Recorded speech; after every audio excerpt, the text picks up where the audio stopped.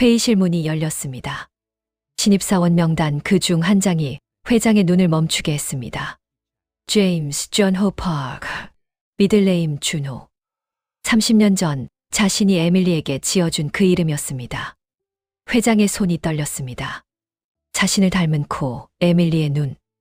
그 아이는 30년 전 회장이 버린 여인, 에밀리와 자신의 아들이었습니다. 30년의 침묵 속에 숨겨진 운명. 한국과 미국을 건넌 두 사람의 재만남.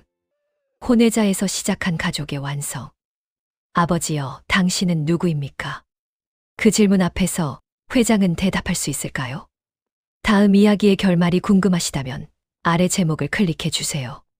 1993년 초봄, 샌프란시스코 공항. 이준호는 23세의 젊은 남자였습니다. 서울 강남의 명문가 아들. 아버지는 국내 최대 대기업의 이사회 임원이었습니다. 미국 유학이라는 기회는 이미 정해진 것이었습니다. 아버지의 추천으로 대기업의 해외 유학 지원 프로그램을 통해 공항 출구에서 이준호는 처음으로 미국의 공기를 마셨습니다. 그것은 한국의 공기와 다르지 않았습니다. 하지만 그의 마음속에는 무언가 달랐습니다. 자유로움인지 불안함인지 정의할 수 없는 감정. 3년 뒤 돌아와서 본사에서 시작하게 될 테니 이 시간을 잘 활용해라. 아버지의 말이 그의 모든 것을 정의했습니다. 정해진 길, 예정된 성공, 의심의 여지 없는 미래. 비행기에서 받은 짐은 부족함이 없었습니다. 충분한 자금과 함께 명확한 목표. 명문대학원에 들어가고 좋은 경력을 만들고 3년 뒤 한국으로 돌아가는 것. 그 이상도 그 이하도 아니었습니다. 샌프란시스코는 1993년의 봄이었습니다. 히피 문화의 유산이 남아있던 도시. 자유와 문화, 그리고 빈부격차가 공존하던 곳. 이준호는 그곳에서 대학 기숙사에 들어갔습니다. 캘리포니아 대학 국제금융과. 좋은 학교였습니다. 유명했습니다. 미래를 보장하는 곳이라고 알려져 있었습니다. 처음 몇 개월은 그 계획이 완벽하게 작동했습니다. 캘리포니아 대학의 일상은 규칙적이었습니다. 아침 8시에 기숙사를 나가 도서관으로 향했습니다. 창밖을 통해 보이는 캠퍼스의 잔디밭, 그 위를 걷는 학생들의 모습. 모두가 자유로워 보였습니다. 하지만 이준호는 자유롭지 않았습니다. 그는 경제학 교재를 펼쳤습니다. 미시경제, 국제금융론, 투자학. 모든 것이 미래를 위한 것이었습니다. 도서관 책상에서 하루에 10시간을 공부했습니다. 점심은 빠르게 먹었습니다.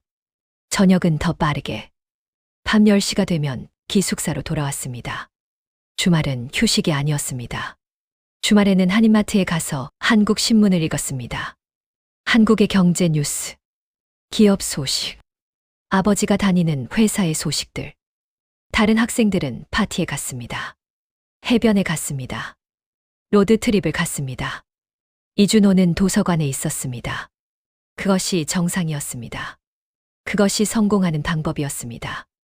그것이 아버지가 정의한 길이었습니다. 처음 몇 달 동안 이준호는 자신의 삶이 옳다고 확신했습니다. 흔들림 없이, 의심 없이. 하지만 가을이 오자 변수가 생겼습니다. 1993년 9월 캠퍼스의 계절이 가을로 바뀌고 있었습니다. 대학 캠퍼스의 도서관 열람실.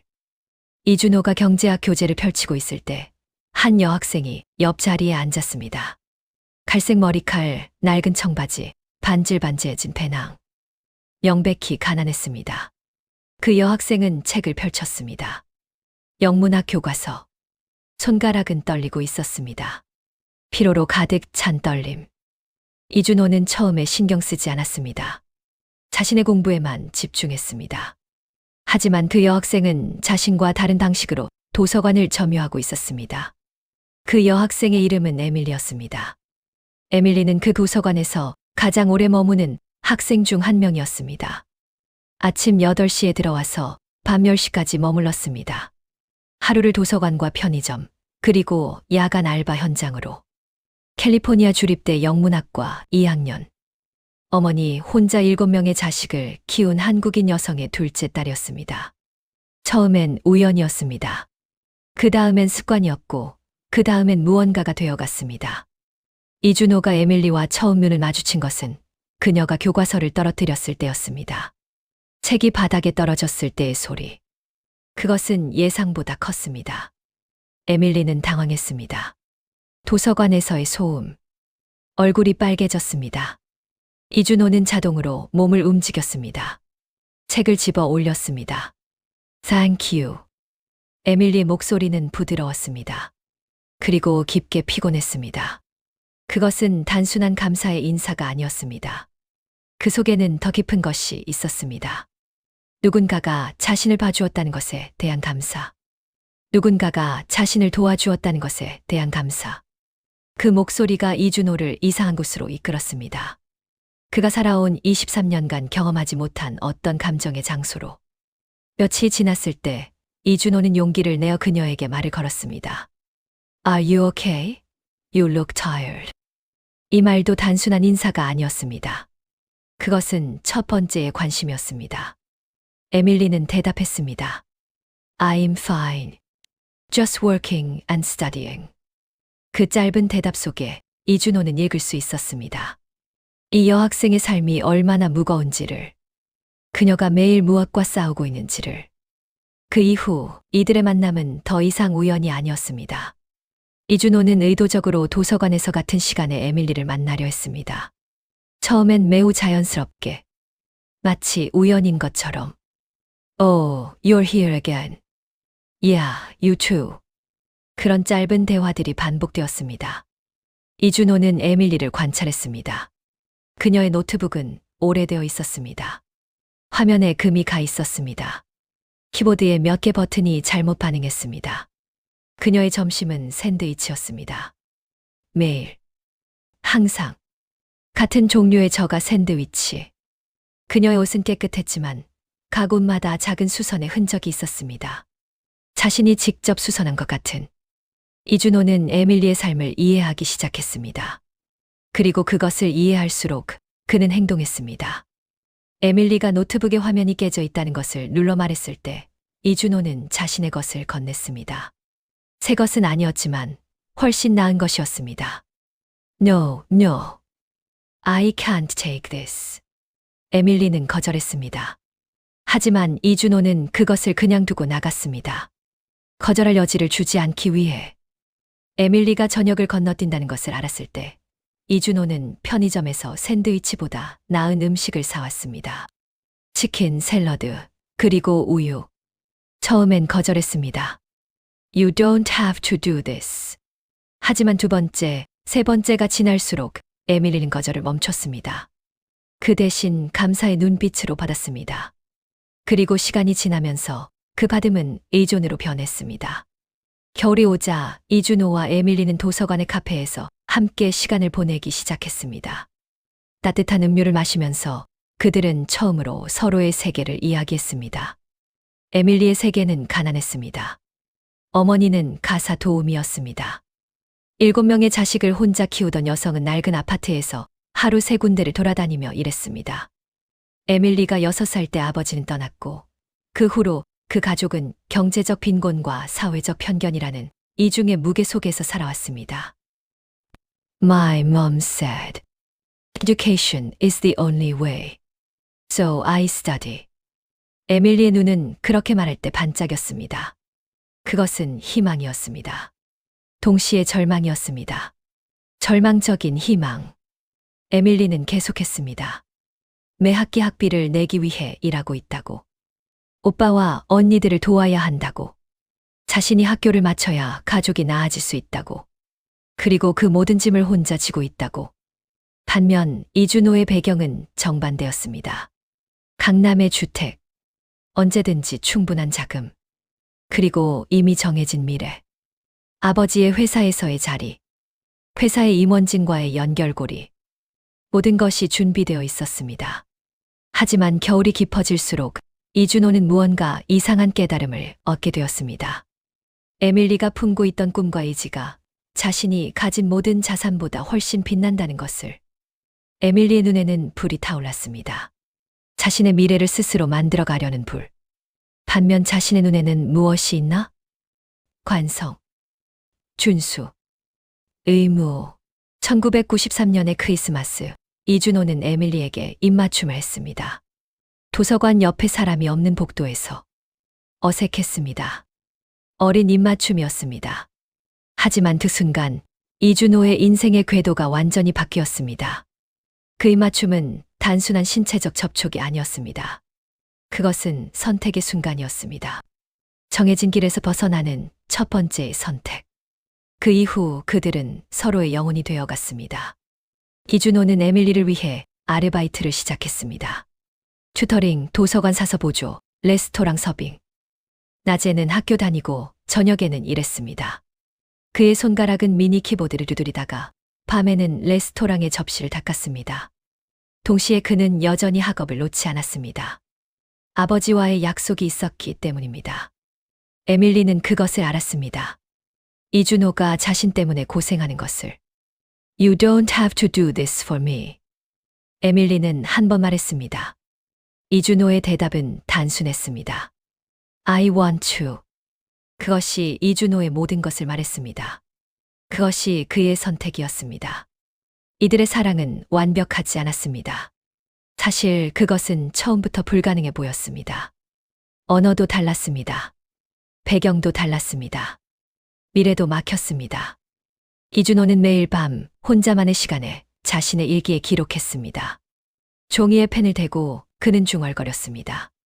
아버지께서는 3년이 끝나면 나를 본사로 부를 것이다. 에밀리를 데려갈 수 있을까? 하지만 에밀리의 어머니와 형제들은 한국 사회는 나의 배경을 인정할까? 에밀리의 영어 실력으로 한국에서 살 수 있을까? 한 남자가 두 개의 인생 사이에서 갈등하고 있었습니다. 도서관에서의 밤, 커피를 마시며 에밀리를 보고 있을 때, 그리고 집에서 받는 한국 신문, 아버지의 편지를 읽을 때, 두 세계가 충돌했습니다. 그리고 그 충돌 속에 그는 존재했습니다. 그러다가 1995년 봄이 왔습니다. 이준호의 학위 완성이 2년밖에 남지 않은 시점이었습니다. 아버지로부터 한 통의 편지가 도착했습니다. 엷은 종이에 손으로 쓴 글씨. 아버지의 서명. 내가 졸업할 때쯤 집안에서 좋은 결혼 상대를 준비해 놓겠다. 너는 지금처럼 계획에 맞춰 움직이기만 하면 된다. 그 편지를 읽은 이준호의 손가락이 떨렸습니다. 최은희, 건설사 회장의 딸. 명문대 졸업. 서울 강남의 대저택에서 자란 여자. 아버지의 계획. 가문의 기대. 정해진 운명. 그 편지를 에밀리에게 말하지 않았습니다. 대신 그 밤 그는 에밀리를 안았습니다. 온몸으로, 그리고 절망감으로. 그 여름 이준호는 결정을 내려야 했습니다. 한국으로 돌아가서 아버지가 준비한 삶을 살 것인가? 아니면 에밀리 곁에 남아 알 수 없는 미래를 함께할 것인가? 그것은 쉬운 결정이 아니었습니다. 한쪽에는 아버지가 있었습니다. 아버지의 기대, 아버지의 회사, 아버지의 세계. 다른 한쪽에는 에밀리가 있었습니다. 에밀리의 눈, 에밀리의 꿈, 에밀리의 사랑. 며칠을 고민했습니다. 도서관의 카페에서 에밀리와 마주 앉아 있을 때도 고민했습니다. 수업 시간에도 고민했습니다. 밤에 기숙사의 침대에 누웠을 때도 고민했습니다. 에밀리도 그것을 알았습니다. 어딘가 깊은 곳에서 연인이 흔들리고 있다는 것을. 어느 날 에밀리는 먼저 입을 열었습니다. 그것은 도서관이었습니다. 두 사람이 처음 만난 그 도서관의 열람실. 에밀리는 이준호의 눈을 봤습니다. Go home. Go to Korea. Your father needs you. 그 말은 사랑하는 사람을 보내는 말이었습니다. 이준호의 목소리가 떨렸습니다. But I need you. 그것이 이준호의 마지막 진심 어린 말이었습니다.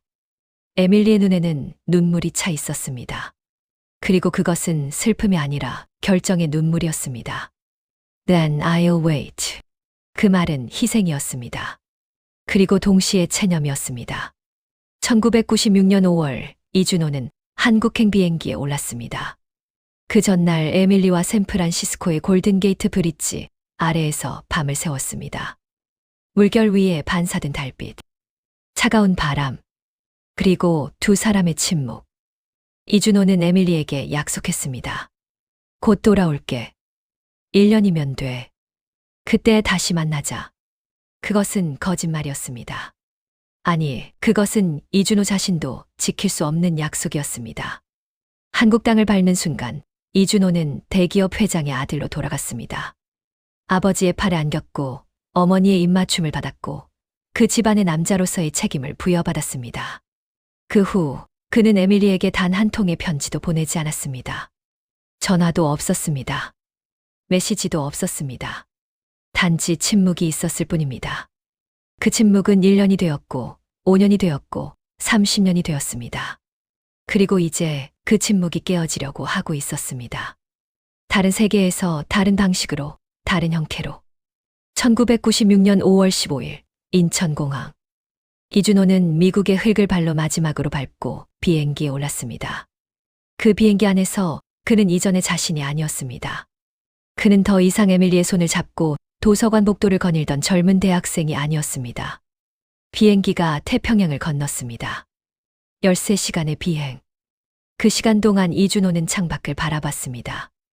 끝없는 바다, 구름, 그리고 자신이 남겨온 것들. 비행기가 한반도 상공에 들어서자 뭔가가 그를 덮었습니다. 책임이라는 이름의 무거운 것이. 그것은 물리적인 무게가 아니었습니다. 하지만 그것은 확실히 있었습니다. 인천공항 입구에서 아버지가 기다리고 있었습니다. 키 크고 단정한 중년 남자. 이사회 임원이자 대기업 회장의 보좌역. 그 남자의 얼굴에는 미소가 있었습니다. 성공한 아버지의 미소. 자신의 계획이 제대로 진행되고 있다는 확신의 미소. 아, 준호. 잘 다녀왔구나. 아버지의 한국말이 낯설게 들렸습니다. 아니, 낯설지 않았습니다. 그것은 너무 익숙했기 때문에 오히려 낯설었습니다. 자신이 미국에서 들었던 영어의 부드러움과는 완전히 다른 딱딱한 한국말. 아버지는 아들을 끌어안았습니다. 그것은 따뜻한 포옹이었습니다. 하지만 이준호는 그 포옹 속에서 무언가를 느꼈습니다. 자신이 이제 아버지의 도구라는 것을, 아버지의 계획의 일부라는 것을. 귀국 후 이준호는 3주간의 휴식을 가졌습니다. 그것은 사실 휴식이 아니었습니다.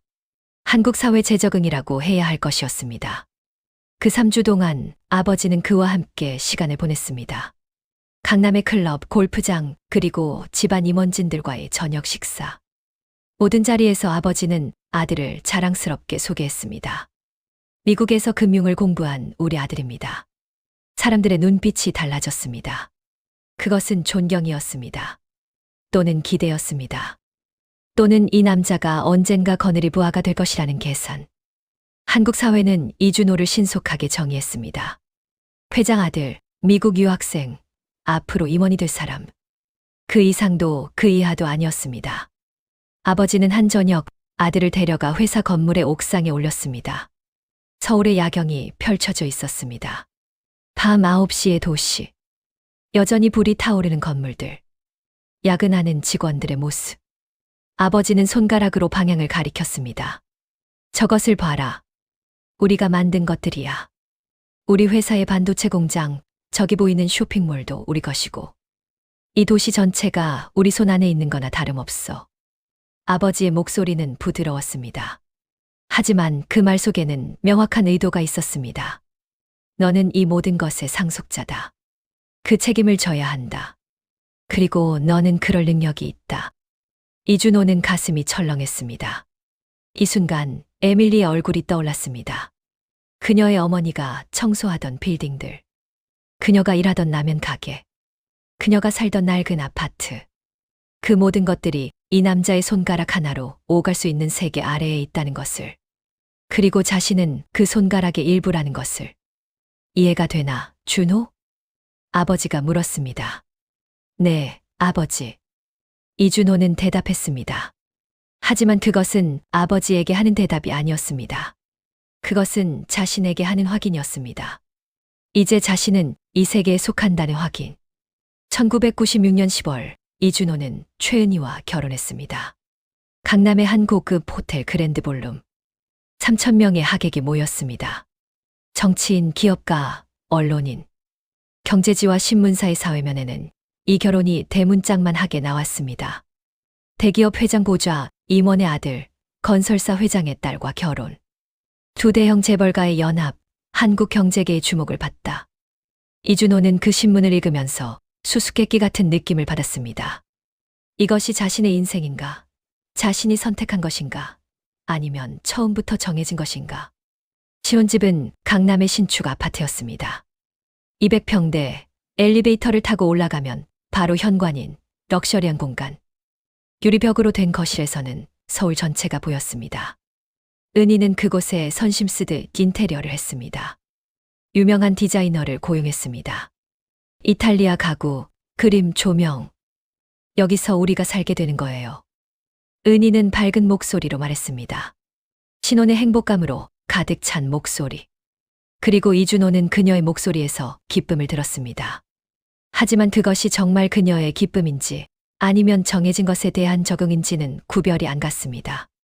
첫 달은 서먹했습니다. 은희는 신혼 초에 남편을 알고 싶어 했습니다. 미국에서 뭘 배웠는지, 어떤 꿈을 가졌는지, 뭘 좋아하는지. 젊은 아내의 자연스러운 호기심이었습니다. 이준호는 답했습니다. 하지만 그것은 정중한 답이었습니다. 친절하지만 거리가 있는 답. 마치 면접에서 예상된 질문에 대비한 답변처럼. 미국에서는 주로 뭘 하셨어요? 공부하고, 일하고, 미래를 준비했습니다. 당신의 꿈은 뭐예요? 아버지 기대에 맞추는 것입니다. 그 대답들은 정직했습니다. 하지만 그것은 또한 차가웠습니다. 은희는 천천히 깨달았습니다. 이 남자는 그녀를 사랑하지 않는다는 것을. 아니, 그것보다는 그녀를 어떻게 감정적으로 대해야 할지 모르는 사람이라는 것을. 어느 밤 은희는 조심스럽게 물었습니다. 밤 11시 침대에 누워 남편의 옆에서. 오빠, 나는 안 좋은 거야? 아니지. 그런 말을. 왜? 그럼 나한테 왜 자꾸 거리를 두는 거야? 같은 침대에 누워 있어도. 뭔가 멀어. 정말 멀어. 이준호는 대답하지 않았습니다. 그 대신 은희를 안았습니다. 그것은 사랑이었을 수도 있었고 책임감이었을 수도 있었습니다. 아마도 둘 다였을 것입니다. 그리고 은희는 그것으로 만족해야 했습니다. 1998년 IMF 외환위기가 한국을 덮쳤습니다. 텔레비전에서는 연일 기업부도 뉴스가 나왔습니다. 가장들이 일자리를 잃었습니다. 집이 팔렸습니다. 생명을 잃은 사람들도 있었습니다. 국내 대기업들이 연쇄 부도를 내던 그 시간, 이준호의 회사는 오히려 위기를 기회로 삼았습니다. 국제금융을 공부한 이준호는 외환위기 극복에 중심적 역할을 했습니다. 해외 자금 조달, 국제금융기관과의 협상, 환율 해징. 모든 것이 그의 전문 분야였습니다. 아버지의 입에는 늘 아들의 이름이 올랐습니다. 우리 준호가 없었으면 정말. 회사의 임원진은 이준호를 주목했습니다. 아버지의 아들이 아니라 능력 있는 재무 전문가로. 빠른 속도의 승진이 시작되었습니다. 대리, 과장, 부장. 연 단위로 직급이 올라갔습니다. 나이는 30대 초였지만 직급은 50대 초의 것이었습니다. 신문에는 그의 이름이 올랐습니다. IMF 극복의 영웅, 차세대 경영진, 미국 유학파의 저력. 모든 기사가 긍정적이었습니다. 은희는 남편의 성공을 자랑스러워했습니다. 강남의 모임에서 다른 아내들 앞에서 우리 남편이 이번에 부장으로 승진했어요. 그런 말들. 하지만 집에서 남편을 보는 은희의 눈빛은 조금씩 변하고 있었습니다. 존경심도 있었지만 동시에 낯설음도 있었습니다. 이 남자가 정말 자신의 남편인가 하는 낯설음. 1999년 은희는 아들을 낳았습니다. 이름은 준혁. 아버지는 아들의 이름에 자신의 이름 한 글자를 넣었습니다. 준호와 준혁. 두 세대의 이름이 그렇게 연결되었습니다. 아버지는 손주를 봤을 때 환호했습니다. 아들이로구나. 좋아. 좋아. 병원에 신생아실 유리창 앞에서 이준호는 자신의 아들을 봤습니다. 작은 얼굴, 주먹을 쥔 손가락, 그리고 그 아이의 눈. 그 순간 이준호의 가슴이 철렁했습니다. 1997년생 준혁이 자신이 한국에 돌아왔던 그 해, 자신이 에밀리를 떠났던 그 해에 태어난 아이. 그리고 에밀리의 아들은 에밀리의 아들은 1996년생의 것입니다. 자신이 미국을 떠났던 그 해, 두 아이, 같은 아버지, 다른 어머니, 다른 세상. 이준호는 처음으로 죄책감을 느꼈습니다. 그것은 구체적인 것이었습니다. 추상적인 후회가 아니라 신생아실의 유리창 너머에서 우는 아이를 보면서 느끼는 물리적인 죄책감. 하지만 그것은 오래 가지 않았습니다. 아버지가 그를 안아주었고, 기자들이 사진을 찍었고, 회사의 임원들이 축하를 했고, 은희는 피곤한 눈으로 웃으며 아들을 보였습니다. 그 모든 것이 그 죄책감을 덮었습니다. 정해진 삶이 그것을 누르고 내려앉혔습니다. 2000년대는 빠르게 흘러갔습니다. 이준호는 상무, 부사장으로 빠르게 승진했습니다. 그의 결과는 수치로 나타났습니다. 회사의 국제금융부문 매출이 몇 배로 증가했고, 주가는 오르고, 보너스는 커졌습니다. 강남의 주택은 2채가 되었다가 3채가 되었습니다. 자동차는 독일 수입차로 바뀌었습니다. 해외 출장은 빈번해졌습니다. 은희는 명품 가방을 사는 것 외에 무엇을 해야 할지 모르는 여자가 되어갔습니다. 당신의 아내라는 정체성 이외에. 그리고 준혁은 잘하고 있었습니다. 똑똑한 아이였습니다. 아버지를 닮은 예리함. 키도 크고 자신감도 있었습니다. 어려서부터 학교에서 인정받는 학생이었습니다. 이준호는 아들을 볼 때마다 무언가 이상한 감정을 느꼈습니다. 사랑이면서 동시에 불안감. 그 아이가 어디서 왔는지를 알았기 때문입니다. 아니, 정확하게는 모르지만 알고 있었기 때문입니다. 어느 해는 준혁이 아버지에게 물었습니다. 10살쯤 되었을 때, 아빠, 나는 왜 엄마 아버지처럼 키가 작지 않아? 그 질문 속에는 사춘기 아이의 호기심이 있었습니다.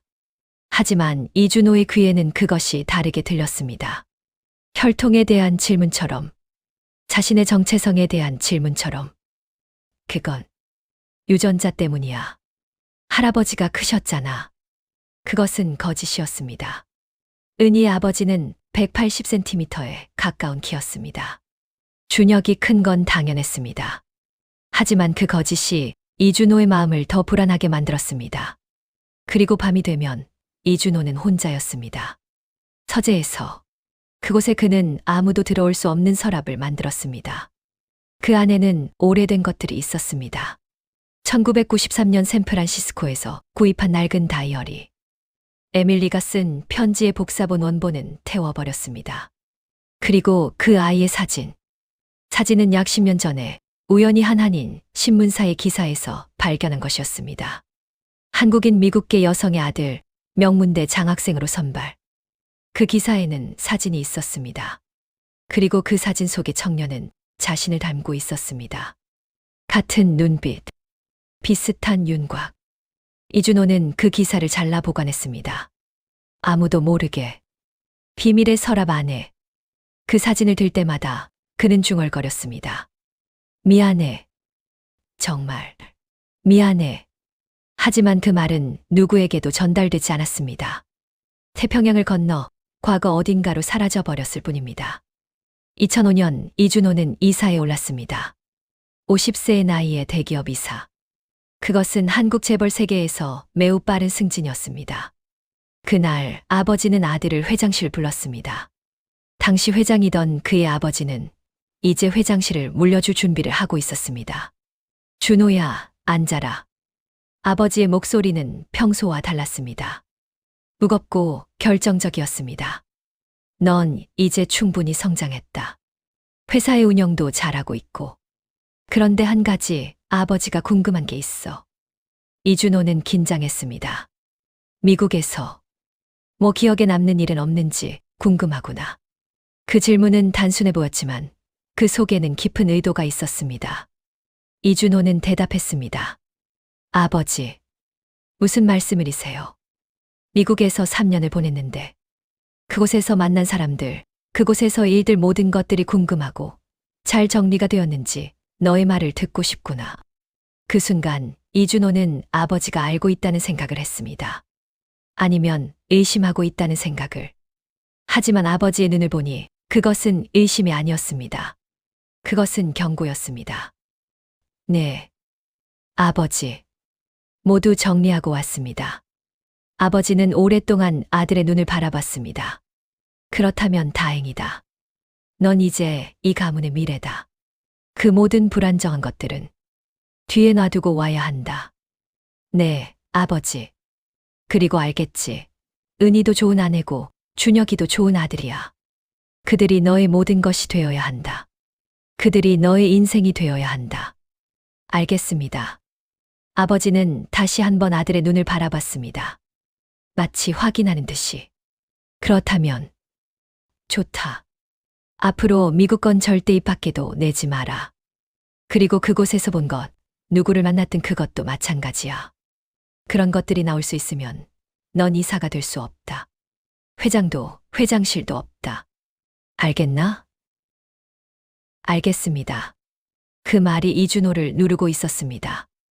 무게 있게, 영구적으로. 같은 날 저녁, 이준호는 집으로 돌아왔습니다. 강남의 신축 저택. 30대의 아내는 거실에서 와인을 마시고 있었습니다. 오셨어요? 은희는 이제 남편을 그렇게 불렀습니다. 당신이 아니라 오셨어요로. 거리감 있는 경어였습니다. 그것이 그들 사이의 거리를 표현하는 방식이 되었습니다. 응. 이준호는 소파에 앉았습니다. 몸이 무거웠습니다. 은희는 남편의 표정을 봤습니다. 무언가 무거운 것이 그를 누르고 있다는 것을. 오셨어요? 뭔가 기분이 안 좋으신 것 같은데요. 아니야. 그냥 피곤할 뿐이야. 아, 알았어요. 또 회사 일이군요. 은희는 침묵으로 대답했습니다. 그것은 항의였습니다. 오셨어요는요, 항상 회사예요. 우리 가족은 언제 생각하시건지. 은희의 목소리에는 오래전부터 쌓인 것들이 담겨 있었습니다. 10년간 누적된 거리감. 10년간 채워지지 않은 감정. 은희, 그런 말 하지 마. 왜요? 내가 틀린 말을 했어요? 당신은 항상 회사였어요. 날 안고 아이를 안으면서도 당신 눈에는 회사만 있었어요. 그 말은 맞았습니다. 완벽하게 정확한 지적이었습니다. 이준호는 대답하지 못했습니다. 왜냐하면 그것이 사실이었기 때문입니다. 하지만 정확한 이유는 다른 곳에 있었습니다. 그것은 회사가 아니었습니다. 그것은 도서관이었습니다. 에밀리였습니다. 미국이었습니다. 30년을 누르고 있던 비밀이었습니다. 은희. 이준호는 손을 뻗었습니다. 하지만 손이 공중에서 멈췄습니다. 은희는 자리에서 일어났습니다. 그만하고 싶어요. 당신과 이 대화는 정말 지겨워요. 그녀는 계단을 올라갔습니다. 그 뒷모습은 더 이상 이준호를 기다리지 않는다는 것처럼 보였습니다. 이준호는 혼자 거실에 나눴습니다. 와인잔이 싣고 있는 테이블 앞에서. 그 밤 이준호는 서재에 들어갔습니다. 그곳에는 아무도 들어올 수 없는 잠긴 서랍이 하나 있었습니다. 그는 열쇠를 꺼냈습니다. 그 서랍을 열었습니다. 오래된 것들이 있었습니다. 1993년 샌프란시스코에서 구입한 낡은 다이어리. 에밀리가 쓴 편지의 복사본. 그리고 그 아이의 사진들. 처음 발견했던 신문 기사. 그 다음 대학 졸업식 사진. 명문대 장학생 발표 사진. 대학 연보에 난 그의 사진. 모두 같은 눈이었습니다. 그 눈은 에밀리의 눈이자 동시에 자신의 눈이었습니다. 이준호는 각 사진을 들었습니다. 한 장 한 장. 미안해. 중얼거렸습니다. 정말 미안해. 그 말은 누구에게도 전달되지 않았습니다. 태평양 너머의 과거로 끝내 도착하지 못한 말들. 2010년 이준호는 마침내 회장이 되었습니다. 50대 중반의 회장. 국내 경제지의 표지를 장식하는 남자. 성공한 자의 표정으로 카메라를 바라보는 남자. 그 사진이 신문에 나던 날, 이준호는 자신이 완벽하게 과거를 묻었다고 확신했습니다. 30년의 세월이 충분했습니다. 에밀리는 더 이상 현실이 아닌 것처럼 느껴졌습니다. 마치 영화 속의 한 장면처럼. 미국은 다른 세계처럼. 그 아이도 더 이상 존재하지 않는 것 같았습니다. 그 대신 여기 있는 것들이 모든 것이었습니다. 회장실 창밖으로 보이는 서울 야경. 자신의 이름이 새겨진 건물들. 은희는 여전히 남편과는 거리가 있었지만 그것도 습관이 되었습니다. 준혁은 명문대를 졸업하고 회사의 신입사원으로 입사했습니다. 모든 것이 계획대로였습니다. 모든 것이 정해진 대로였습니다. 하지만 밤이 되면 이준호는 종종 서재에 들어갔습니다.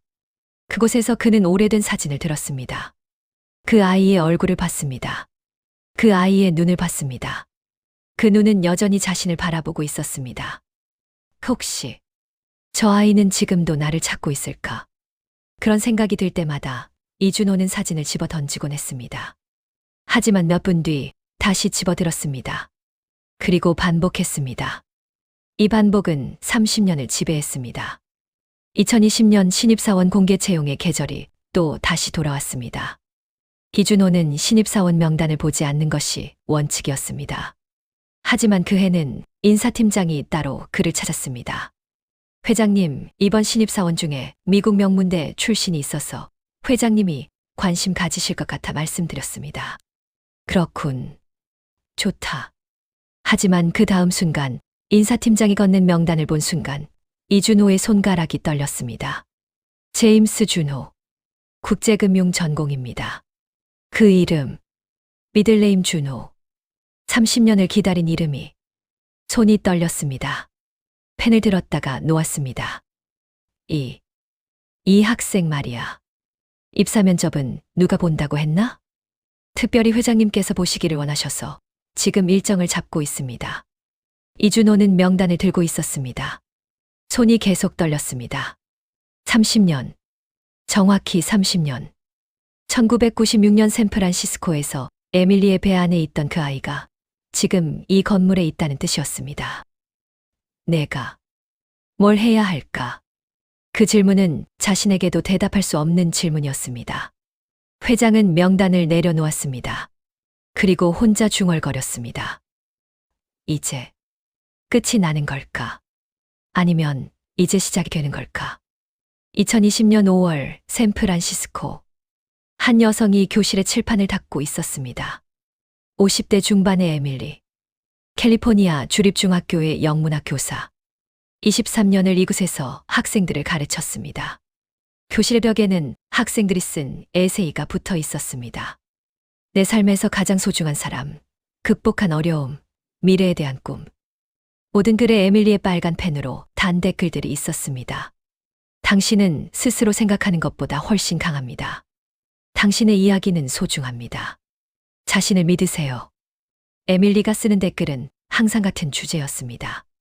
자신을 믿으라는 것, 자신의 가치를 버리지 말라는 것, 절망하지 말라는 것. 그것은 에밀리가 자기 자신에게 해주지 못한 말들이었습니다. 오후 3시 수업이 끝났습니다. 학생들이 나갔습니다. 교실에는 에밀리만 남았습니다. 그녀는 책상 위에서 핸드폰을 들었습니다. 화면에는 아들로부터의 메시지가 있었습니다. 엄마, 나 취업했어. 한국 회사야. 받아들이려고 해. 괜찮지? 에밀리의 손이 떨렸습니다. 시간을 거슬러 올라가면 30년 전으로 돌아갑니다. 1996년 에밀리는 혼자였습니다. 아이가 태어났을 때 그녀는 23세의 대학생이었습니다. 대학을 마치지 못했습니다. 중단했습니다. 아이 때문이 아니라 돈 때문에, 그리고 아이를 키우면서 학교를 다니는 것이 단순히 불가능했기 때문입니다. 출산 후 일주일 에밀리는 병원을 나왔습니다. 그녀의 팔 안에는 한 아이가 있었습니다. 아버지의 얼굴을 하고 있는 아이. 하지만 자신의 피를 받은 아이. 그 아이의 이름을 지었습니다. 제임스. 미들네임은 준호였습니다. 하지만 제임스가 이 미들네임의 의미를 물을 때까지 에밀리는 그 이름을 입 밖에 내지 않았습니다. 병원을 나온 후 에밀리는 한 낡은 아파트를 임차했습니다. 샌프란시스코 외곽의 저소득 지구. 강렬한 햇빛, 도시의 소음과 무관한 조용하지만 황량한 곳. 어머니의 7 자식 중 막내인 에밀리는 이제 어머니가 되어 있었습니다. 어머니는 딸을 도우려 했습니다. 하지만 어머니 자신도 이미 한계에 도달해 있었습니다. 몸은 남편이 떠난 후 16년을 일하면서 닳아 있었고 6명의 다른 자식들도 있었습니다. 그중 셋은 이미 대학을 다니고 있었습니다. 어머니는 딸의 머리를 쓸어주며 속삭였습니다. 넌 나보다 강하단 거 알지? 넌 할 수 있단 것. 그런 말들. 하지만 에밀리는 강하지 않았습니다. 에밀리는 두려웠습니다. 그 아이가 자신의 눈을 바라볼 때마다 에밀리는 흔들렸습니다. 제임스의 눈, 이준호의 눈. 그 눈이 자신을 바라볼 때마다 내가 이 아이에게 해줄 수 있는 게 뭐가 있을까? 그 질문은 30년을 지배했습니다. 처음 5년은 살인적이었습니다. 에밀리는 동시에 3개의 직업을 가졌습니다. 새벽 4시에 일어나 청소회사에서 일했습니다. 오피스 건물들, 상점들, 주택들. 그녀의 손은 남의 집을 청소했습니다. 6시간. 그 다음 그녀는 학교로 갔습니다. 오전 9시부터 오후 2시까지 유치원 교사 보조로 일했습니다. 어린이들의 손을 잡고 그들이 먹은 음식을 닦고 그들의 눈물을 닦았습니다. 하지만 제임스를 위해서였습니다. 그 사이 점심은 건너뜨렸습니다. 시간이 없었기 때문입니다. 오후 4시부터 밤 10시까지 에밀리는 카페에서 일했습니다. 커피를 만들고 손님들을 맞이했습니다. 그녀의 얼굴에는 항상 미소가 있었습니다. 피곤함을 숨긴 미소였지만, 그리고 주말에는 아파트 관리실에 청소를 했습니다. 제임스는 그동안 어머니의 친구들과 함께 보내졌습니다. 또는 타가소, 또는 아파트 현관문 앞에서 혼자. 아이가 울 때도 있었을 것입니다. 어머니를 찾을 때도 있었을 것입니다. 하지만 에밀리는 그것을 볼 수 없었습니다. 그녀는 바빴습니다. 그 시간들은 에밀리가 그를 제대로 키우지 못했다는 죄책감의 시간이었습니다. 그리고 동시에 그를 살려내는 시간이었습니다. 매달 마지막 날, 에밀리는 벽에 붙인 달력을 봤습니다. 그녀는 번 돈을 계산했습니다. 충분한가? 부족한가? 이 아이를 먹일 수 있을까? 그 계산이 맞지 않을 때 에밀리는 밤에 울었습니다. 아이가 자고 난 후, 5년 후 에밀리는 선택을 했습니다. 대학을 다시 가기로. 그 선택은 미쳐 보였습니다. 하지만 그것이 유일한 탈출구였습니다. 낮에는 제임스를 키웠습니다. 아침에 깨워서 학교에 보냈습니다. 저녁에는 그의 과제를 봐줬습니다. 밤 10시 제임스가 자고 난 후에야 자신의 숙제를 시작했습니다. 밤 11시부터 새벽 1시까지 에밀리는 야간 대학에 다녔습니다.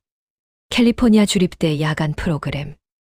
그곳에는 그녀처럼 낮에 일하고 밤에 공부하는 사람들이 있었습니다. 수업을 마친 후 그녀는 집으로 돌아와 또 다른 과제를 했습니다. 토요일에는 청소 일을 했습니다. 그것은 6년을 지속되었습니다. 6년간 에밀리는 자신의 삶이 무엇인지 잊었습니다. 일 외에. 하지만 그 노력이 효과가 있었습니다. 23년 전 에밀리는 중학교 교사 자격증을 받았습니다. 그리고 그 다음에 중학교의 영문학 교사로 취직했습니다. 23년 전 에밀리는 중학교 교사가 되었습니다.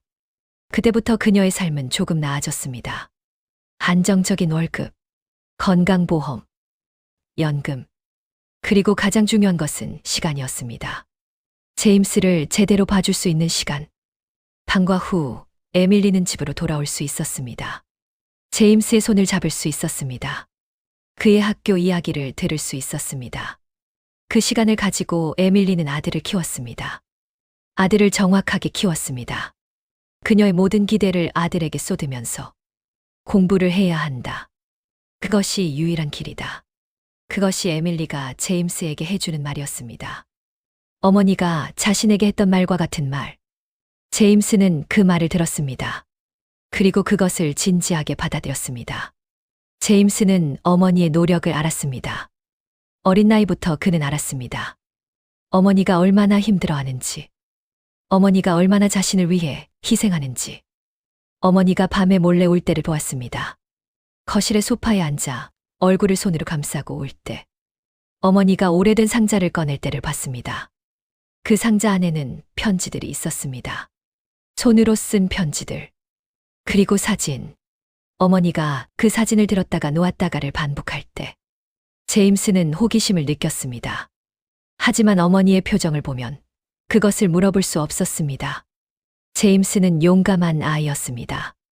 아니, 그는 아이일 수 없었습니다. 10살 때 제임스는 혼자 학교에 가고 혼자 집으로 돌아오는 방법을 배웠습니다. 14살 때는 간단한 음식을 만드는 방법을 배웠습니다. 계란 요리, 파스타, 샐러드. 16살 때는 어머니를 위로하는 방법을 배웠습니다. Mom, 힘내. You'll be okay. 그것은 모자간의 역할이 뒤집혀진 순간이었습니다. 아들이 어머니를 위로하는 세계. 고등학교를 마칠 때쯤 제임스는 명문대 장학금을 받았습니다. 캘리포니아 대학 국제금융과. 똑같은 학교였습니다. 똑같은 학과였습니다. 어머니와 아버지가 만났던 그 학교. 아버지가 공부했던 그 학과. 이것이 우연인지 아니면 인연인지 제임스는 몰랐습니다. 하지만 어머니의 반응을 보면 그것이 우연이 아니라는 것을 깨달았습니다. 대학 4년 동안 제임스는 자신의 정체성에 대해 고민했습니다. 다틴게 어머니와 아시아계 아버지. 그 사이에서 난 자신은 누구인가? 처음엔 단순한 호기심이었습니다. 고등학교 때 제임스는 어머니에게 물었습니다. Mom, who is my father? 에밀리의 대답은 항상 같았습니다. 그 사람은 좋은 사람이었단다. 하지만 자기 세계로 돌아가야 했어. 그럼 내가 그 사람을 만날 수 있을까? 그건 어려울 것 같아. 그것으로 대화는 끝났습니다. 하지만 대학에 오자 제임스의 질문은 더 구체적이 되었습니다. 그는 어머니의 옛 물건들을 찾기 시작했습니다. 낡은 다이어리, 오래된 사진, 그리고 태우려다가 만 편지들. 한 번은 어머니가 모르는 사이에 제임스는 어머니의 구식 컴퓨터에 접속했습니다. 그곳에는 폴더가 하나 있었습니다. 주온호라는 이름의. 그 폴더를 열었을 때 제임스는 모든 것을 알았습니다. 사진들, 편지의 스캔본, 신문 기사들, 모두 같은 남자에 대한 것이었습니다. 이준호, 한국의 대기업 회장. 그리고 그 남자의 눈은 자신의 눈과 같았습니다. 제임스는 그 폴더 안에 있는 모든 이미지를 내려받았습니다. 어머니 모르게. 그리고 그 사진들을 보기 시작했습니다. 몇 시간을 반복해서 자신의 얼굴과 그 남자의 얼굴을 비교했습니다. 같은 부분을 찾았습니다. 같은 눈빛. 그 밤 제임스는 어머니를 불렀습니다. 일주일이 지났습니다. 그 사이 에밀리는 모든 것을 깨달았습니다. 아들이 진실을 알았다는 것을. 아들은 어머니와 눈을 맞추지 않았습니다. 함께 식사를 할 때도, 함께 거실에 앉아 있을 때도 거리감이 생겼습니다. 30년을 함께 있었지만 처음으로 느껴지는 거리감. 마침내 에밀리는 아들을 불렀습니다. 거실에서 모자는 마주 앉았습니다. 에밀리는 입을 열었습니다. 떨리는 목소리로. 아버지가 누구인지, 그가 한국에 있다는 것, 자신이 임신한 후에 그가 떠났다는 것. 제임스는 침묵으로 들었습니다. 내 아빠는 내가 존재하는지도 몰라. 에밀리가 말했습니다. 제임스의 눈이 반짝였습니다. 내가 한국에 가서 그 사람을 찾으려고 하면 많은 사람들이 무너질 수도 있어. 한 가족이, 아이들이 그리고 내 형제자매들도. 형제자매라고, 나한테 형제자매가 있어. 에밀리는 고개를 끄덕였습니다. 내 아빠는 한국에 돌아온 뒤 결혼했어. 그리고 아들이 하나 있었지. 내 형제야. 제임스는 그 사실을 소화하느라 침묵했습니다. 자신에게 아버지가 있다는 것도 충격이었지만 형제가 있다는 것도. 나에 대해 그 사람한테 말한 적 있어. 하려고 했어. 알고 있던 주소로 편지를 보냈는데 다시 돌아왔어. 제임스는 손을 쥐었습니다. 한 번 시도했잖아. 30년 전에. 그리고는 그냥 포기한 거야? 에밀리는 목소리를 낮췄습니다. 나는 내가 최선이라고 생각한 선택을 했어. 누구를 위한 최선이었는데, 엄마. 그 질문이 에밀리를 찔렀습니다. 제임스가 한국 출발을 2주일 앞두고 있을 때 에밀리는 아들과 마지막 대화를 나누려 했습니다. 거실 소파. 그들 사이에는 보이지 않는 거리가 있었습니다. 제임스의 손이 어머니를 거부했을 때부터 생긴 거리. 에밀리는 아들의 눈을 봤습니다. 그 눈은 더 이상 자신만을 향하지 않았습니다. 내가 한국에 가면 아버지를 찾으려 할 거라는 걸 엄마가 알다. 제임스는 입을 다물었습니다. 그가 널 만나고 싶어 할 거라고 생각하니? I don't know. 그 남자는 이미 다른 세상에 살고 있어. 부인도 있고 자식도 있어. 너 그 가정을 깨는 거야. 에밀리의 목소리가 떨렸습니다. 이제는 아들에게 하는 말이 아니라 자신에게 하는 말처럼. 나는 30년을 기다렸어. 너를 지키기 위해. 이제 그 기다림을 포기하지 마라. 제발. 제임스는 일어났습니다. 그의 눈빛은 이미 어머니를 떠나가고 있었습니다. 엄마, 난 내가 누구인지 알아야 해. 그게 아니면 난 절반만 완성된 사람일 거야. 에밀리는 아들의 손을 잡으려 했습니다. 하지만 손이 공중에서 멈췄습니다. 아들은 이미 떠나버렸기 때문입니다. 제임스가 한국에 가기로 결정했습니다. 어머니의 반대에도 불구하고 출발 전날 에밀리는 자신의 오래된 상자를 꺼냈습니다. 그 안에는 모든 것이 있었습니다. 이준호와 함께 찍은 사진들, 편지들, 그가 손으로 쓴 메모들, 그리고 제임스가 태어났을 때의 병원 기록. 아버지의 이름이 기록되지 않은 그저 Father Unknown이라고만 적혀있는 기록. 에밀리는 종이에 글을 쓰려고 했습니다. 하지만 손가락이 떨렸습니다. 제임스에게, 아니, 준호에게. 결국 에밀리는 쓰기를 포기했습니다. 어떤 말도 충분하지 않았기 때문입니다. 대신 그녀는 오래된 편지들을 모두 모았습니다. 그리고 한 개의 상자에 넣었습니다. 이미지로 스캔한 편지들, 원본 편지 몇 개의 사진들, 그리고 제임스가 태어났을 때의 병원 기록. 그래도 내가 정말로 아빠를 알고 싶다면 이걸 먼저 읽어봐. 제임스는 그 상자를 닫았습니다. 질문을 하지 않았습니다. 그냥 가져갔습니다. 공항에서 제임스는 어머니를 끌어안았습니다. 엄마, 사랑해. 하지만 이건 꼭 해야 해. 에밀리는 아들의 등을 쓸어줬습니다. 30년 전처럼, 아이였을 때처럼. 하지만 이제 그는 더 이상 아이가 아니었습니다. I know, baby. I know. 제임스가 보안검사 줄에 서자 에밀리는 손을 올렸습니다. 흔들지 않았습니다. 그냥 들어 올렸을 뿐입니다. 그 손은 떨리고 있었습니다. 30년을 묵묵히 혼자 짊어온 손. 이제 그 짐을 내려놓을 차례가 온 손. 제임스가 보안검사를 지나갔습니다. 한 번 뒤를 돌아봤습니다. 에밀리는 여전히 손을 들고 있었습니다. 제임스가 비행기에 탔습니다. 창문 자리. 그가 한 번 더 엄마를 보려고 노력했지만 공항의 건물들이 모두 가렸습니다. 비행기가 이륙했습니다. 그 같은 순간 에밀리의 핸드폰에 메시지가 도착했습니다. 엄마, 상자를 열어봤어. 전부 읽었어.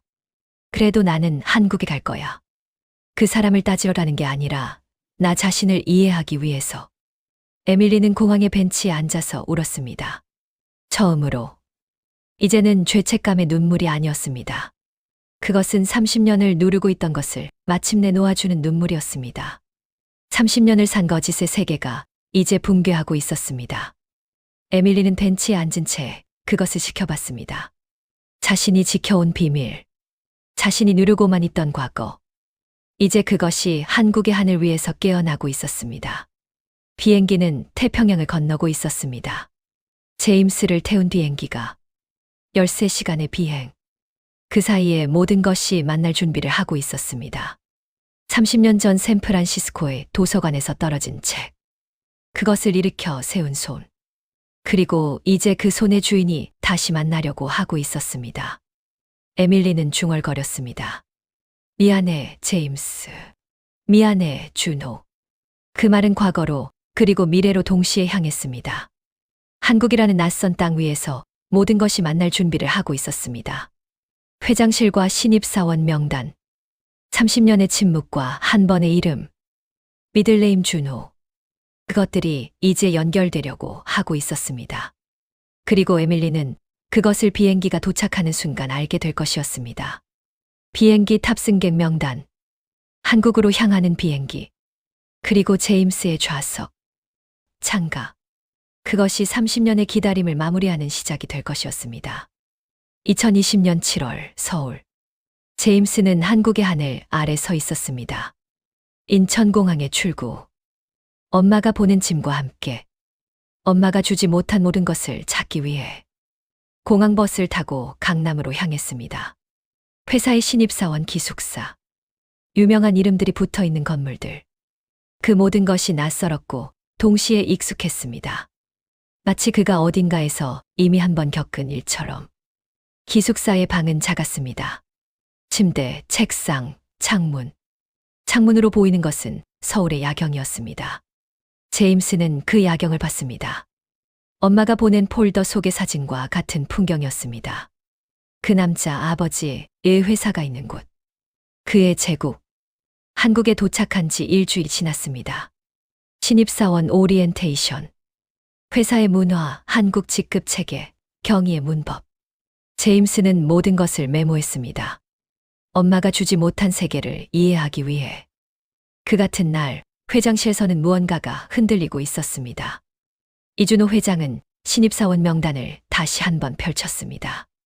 인사팀장의 보고 후 며칠 지났음에도 불구하고 그는 그 명단을 계속 들었다 놨다를 반복했습니다. 제임스 존 호퍼. 그 이름. 미들네임 준호. 엄마 에밀리가 지어줬던 이름이었습니다. 회장의 손가락이 떨렸습니다. 30년. 정확히 30년. 1996년 샌프란시스코에서 에밀리의 배 안에 있던 그 아이가 지금 이 건물에 있다는 뜻이었습니다. 회장은 서재의 서랍을 열었습니다. 손이 저절로 움직였습니다. 오래된 사진을 들었습니다. 그 아이의 사진들. 30년 전 신문에서 본 사진. 대학 졸업식 사진. 명문대 장학생 발표 사진. 그리고 지금 회사의 신입사원 증명사진. 더 커졌습니다. 남자가 되었습니다. 하지만 눈은 같았습니다. 에밀리의 눈이자 동시에 자신의 눈. 회장은 명단을 들었습니다. 다시 한번. 손이 계속 떨렸습니다. 그리고 중얼거렸습니다. 내가 뭘 할까? 7월 27일 오전 10시 30분. 신입사원 첫 번째 전사회의. 회장이 참석하는 자리였습니다. 이것은 정기회의가 아니었습니다. 회장이 인사팀장에게 특별히 요청했습니다. 신입사원 명단의 한 이름 때문에. 회의실 문이 열렸을 때 회장은 이미 자리에 앉아 있었습니다. 신입사원들이 들어섰습니다.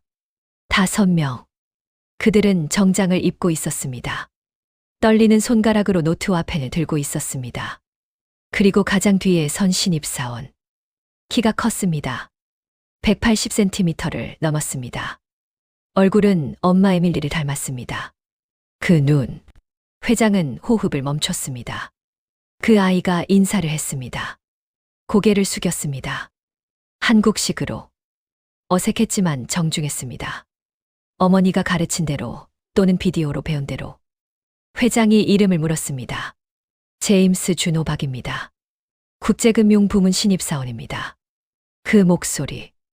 낮았습니다. 차분했습니다. 하지만 약간의 미국 발음이 섞여 있었습니다. 회장은 그 목소리를 들었을 때 시간이 거꾸로 흘러가는 것을 느꼈습니다. 1993년. 도서관. 에밀리의 목소리. Thank you. 회장의 손가락이 떨렸습니다. 펜을 들고 있던 손이. 그것을 감추기 위해 회장은 의도적으로 종이에 글을 썼습니다. 아무 내용도 없는 글자들. 손을 움직이기 위한 것뿐. 제임스는 감사를 표했습니다. 고개를 숙였습니다. 회의는 계속되었습니다. 다른 신입사원들의 소개가 이어졌습니다. 하지만 회장은 더 이상 그 회의를 듣지 않았습니다. 그의 귀는 제임스를 쫓고 있었습니다. 그의 눈도, 그의 심장도. 30년이 무너졌습니다. 회의실 안에서 한 번의 인사로. 회의가 끝난 후 회장은 제임스를 잠깐 불렀습니다. 다른 신입사원들이 나간 후 회장실은 조용해졌습니다. 회장은 제임스의 얼굴을 제대로 봤습니다. 그 눈, 자신의 눈, 에밀리의 눈, 모든 것이 섞여 있었습니다. 회장은 차분하게 질문을 시작했습니다. 미국에서 온 것 같다고. 부모님은 누구인가? 가정 형편은 어떤가? 제임스는 정중하게 답했습니다. 어머니만 있다고. 아버지는 알 수 없다고. 그 순간 회장의 가슴이 철렁했습니다. 그것은 확실했습니다. 그 아이가 자신의 아들이라는 것을. 하지만 회장은 아무 말도 할 수 없었습니다. 대신 제임스를 격려했습니다. 열심히 하라고. 내가 지켜보겠다고. 제임스는 고개를 숙였습니다. 존경심이 담긴 고개. 그리고 방을 나갔습니다. 회장실에는 회장만 남았습니다. 그 같은 날 오후 3시. 회장의 친아들 준혁 부회장이 회장실로 들어왔습니다. 준혁은 30세. 다소 어린 나이에 빠른 승진, 아버지를 닮은 목소리로 주간 보고를 했습니다. 하지만 그 목소리에는 다른 톤이 섞여 있었습니다. 불안감, 의심. 그는 회장의 눈을 흐릿하게 봤습니다. 신입사원 제임스에 대해 물었습니다. 그 학생이 특별한 건지. 회장은 답하지 않았습니다. 그러자 준혁은 계속했습니다. 신입사원에게 이 정도 관심을 보인 적이 없었다고. 뭔가 있는 거 아니냐고. 회장은 침묵으로 대답했습니다. 준혁은 계속 말했습니다. 그 학생의 눈이 아버지와 비슷하다고. 회장의 몸이 경직되었습니다. 그럴 리가 없다. 그만 내려가. 준혁은 자리에서 일어났습니다. 하지만 방문을 나가며 뒤를 돌아봤습니다. 그 뒷모습에는 의심이 가득 차 있었습니다. 다음 주 준혁은 인사팀에 전화를 했습니다. 신입사원 제임스 박의 신상 정보를 요청했습니다. 아버지의 지시라고 거짓말을 했습니다. 인사팀장은 그것을 믿었습니다. 회장 아들의 요청은 회장의 요청과 같기 때문입니다. 파일을 열었을 때 준혁은 모든 것을 알았습니다. 제임스 존 호퍼, 그 이름, 미들네임 준호, 그리고 부모 정보 어머니 에밀리 브라운, 아버지 미기재. 1996년생. 자신과 같은 나이가 아니라 자신이 태어나기 1년 전에 이미 태어났습니다. 준혁의 얼굴이 창백해졌습니다. 한국 사회를 충분히 알고 있었습니다. 아버지가 미국에 있을 때, 그 아이가 그때, 준혁은 신원 파일을 계속 잃었습니다. 대학 교적, 성적, 추천서, 모든 것이 우수했습니다. 그리고 가장 중요한 것 생년월일. 1996년 6월 15일. 자신이 태어난 1997년보다 1년 앞. 준혁은 그 파일을 인수했습니다. 손이 떨렸습니다. 갈등 장면, 준혁의 분노. 같은 날 저녁, 준혁은 아버지를 불렀습니다. 서재에서 회장과 준혁이 마주했습니다. 준혁은 인수한 파일을 들고 있었습니다. 아버지, 신입사원 제임스 박. 그 학생, 아버지의 아들입니까? 회장은 대답하지 않았습니다. 침묵이 모든 것을 말했습니다. 준혁의 얼굴은 화로 가득 차 있었습니다. 하지만 그것은 폭발하는 화가 아니었습니다. 냉정한 화였습니다. 절망의 화. 1996년생. 어머니만 있다. 미들네임 준호. 준혁의 목소리는 낮았습니다. 하지만 그 속에는 30년의 무게가 있었습니다.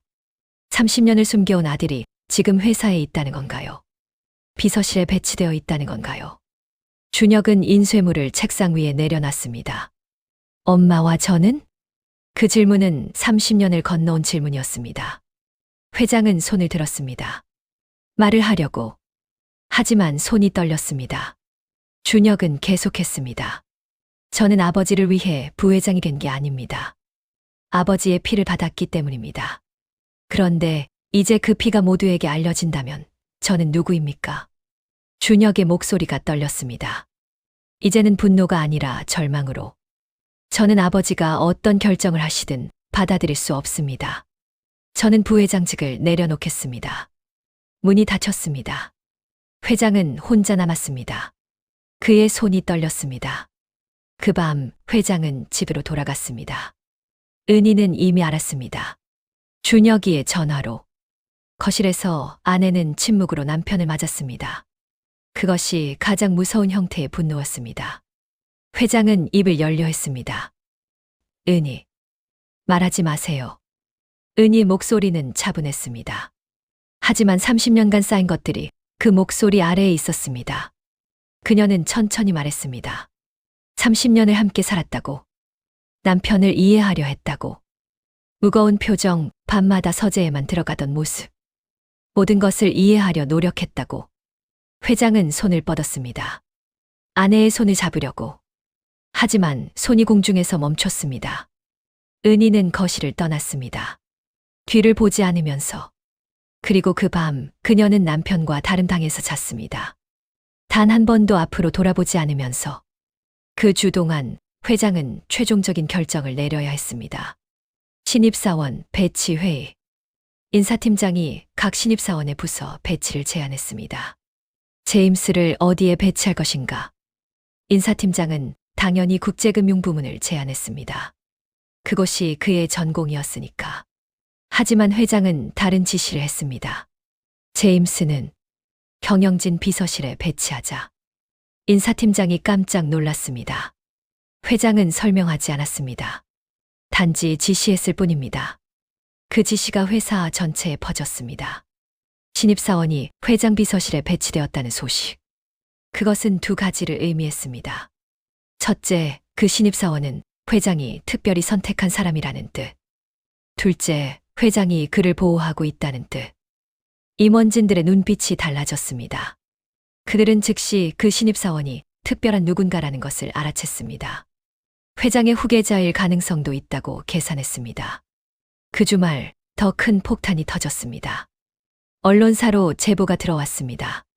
대기업 회장 30년 전 해외에서 낳은 혼외자 은폐. 신입사원으로 갑자기 입사시켜 총회. 신문의 일면을 장식했습니다. 누군가가 내부에서 제보했습니다. 아마도 준혁이의 측근이었을 것입니다. 아니면 준혁 자신이었을 수도. 회장은 신문을 펼쳤을 때 모든 것이 무너지는 것을 느꼈습니다. 30년을 묻어온 것이 한낮의 신문에 실렸습니다. 그 신문에는 구체적인 내용들이 있었습니다. 언제 미국에 갔었는지, 그때의 나이, 회사의 구조, 그리고 최악의 것은 사진이었습니다. 30년 전의 이준호의 사진, 그리고 신입사원 제임스의 사진. 나란히 비교된 두 사진. 같은 눈빛, 같은 얼굴 윤곽. 의심의 여지가 없었습니다. 회사의 주가가 떨어졌습니다. 거래소가 문을 닫기 전에 5%가 내려갔습니다. 그리고 계속 떨어졌습니다. 언론의 질문들이 쏟아졌습니다. 회장의 비행기는 어디로 향했나? 그 시기에 누구와 함께 있었나? 어떤 여자였나? 왜 30년을 숨겼나? 회사의 투명성은 신입사원에 배치한 정상적인 인사인가? 모든 것이 드러났습니다. 아니, 드러나기 시작했습니다. 그 신문 이후로 더 많은 신문과 매체들이 보도하기 시작했습니다. 회장의 비밀 아들, 회사 내부 갈등의 시작인가? 대기업의 투명성 논란, 회장의 개인 문제가 경영 결정에 영향을 미치나? 신입사원 제임스 특혜 배치인가? 월요일 아침 회장은 회사에 출근하지 않았습니다. 병가를 냈습니다. 극심한 스트레스로 인한 수면제 과다 복용. 병원에 입원했습니다. 그 소식 자체가 또 다른 뉴스였습니다. 회장 입원 혼외자 논란 이후 처음 신문은 더 크게 보도했습니다. 준혁 부회장은 언론 앞에서 성명을 발표했습니다. 아버지의 개인적 선택과 회사의 경영은 분리되어야 합니다. 저는 회사의 투명성과 정당성을 위해 부회장직을 사임합니다. 그 발표는 회사의 신뢰도를 더 떨어뜨렸습니다. 아들이 아버지로부터 떨어져 나왔다는 신호였기 때문입니다. 이는 회사 내부의 갈등을 의미했습니다. 최고 경영층의 분열. 그리고 그것은 주가를 더 떨어뜨렸습니다. 은희는 강남의 대저택을 떠났습니다. 며칠 동안 호텔에 머물렀습니다. 변호사를 만났습니다. 그리고 제임스는, 그 신입사원은 회사로 나오지 않았습니다. 첫 주부터 병가를 냈습니다. 아버지를 찾으러 온 것이 아니라 자신이 원인이 되어 가족을 깨뜨렸다는 것을 깨달았기 때문입니다. 그는 기숙사의 방에 갇혔습니다. 엄마가 보낸 상자 안의 편지들을 다시 읽으면서 8월 중순 병원 침대에 누워있는 회장. 심장 모니터가 규칙적으로 움직이고 있었습니다.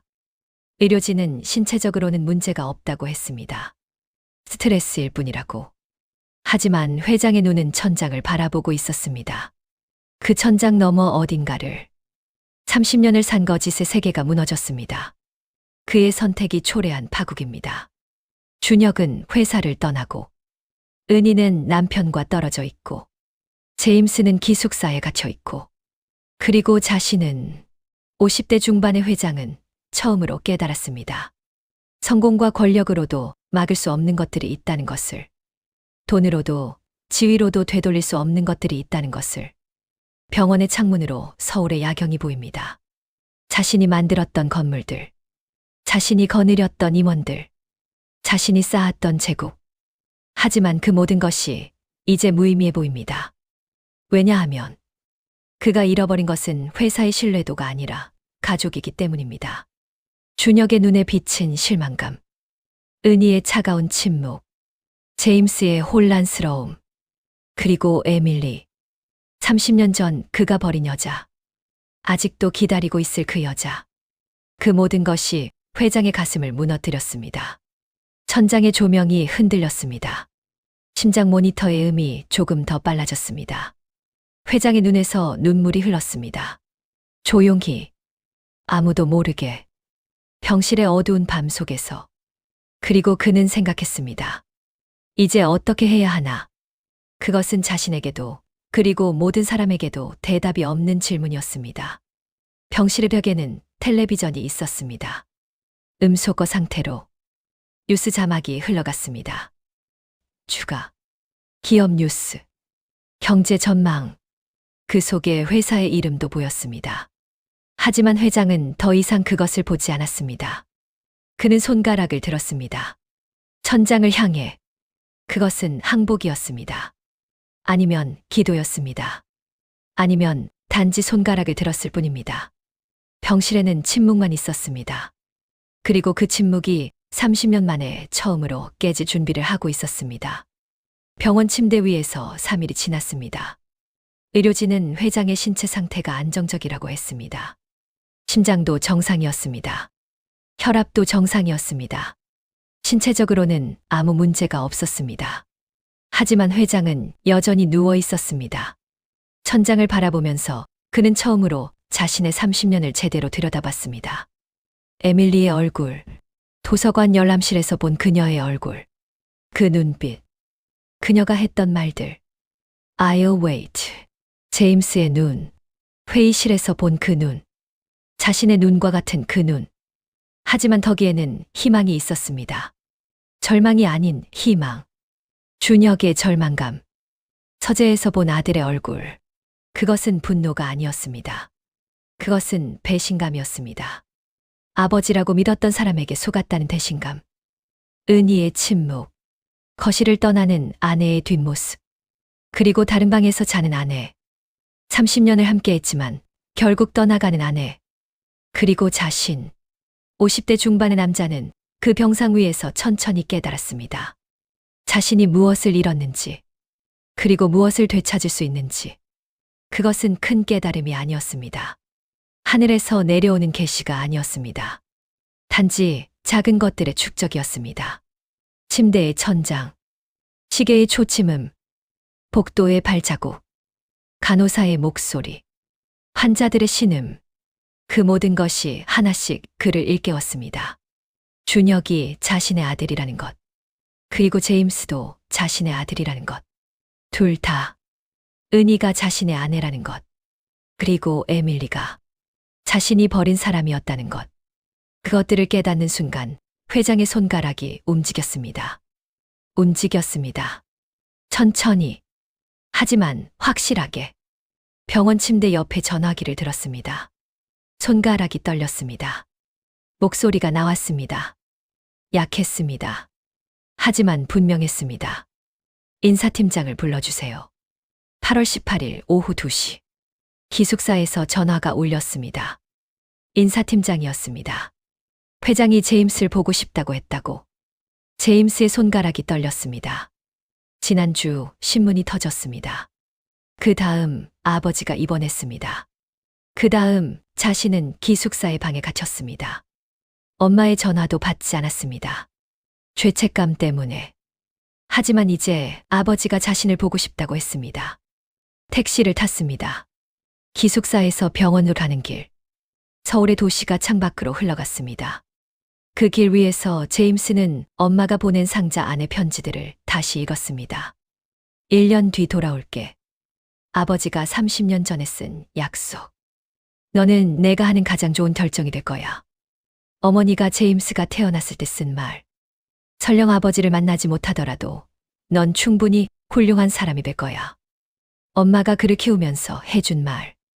병원 307호실. 제임스는 문 앞에서 멈췄습니다. 손가락이 노트를 두드렸습니다.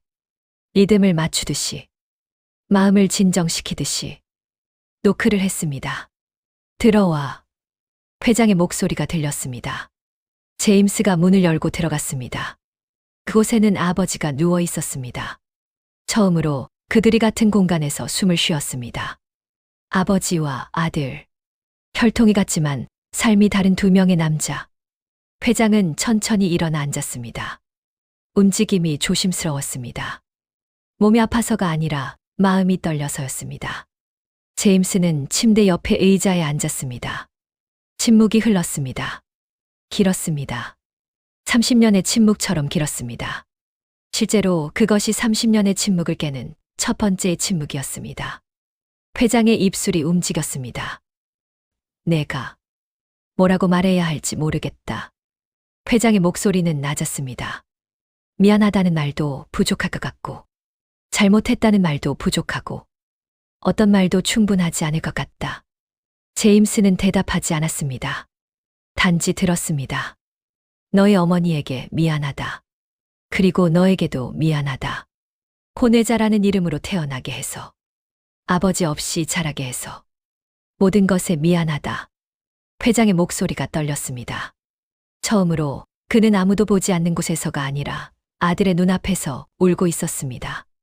제임스의 눈에 눈물이 맺혔습니다. 너는 내 아들이야.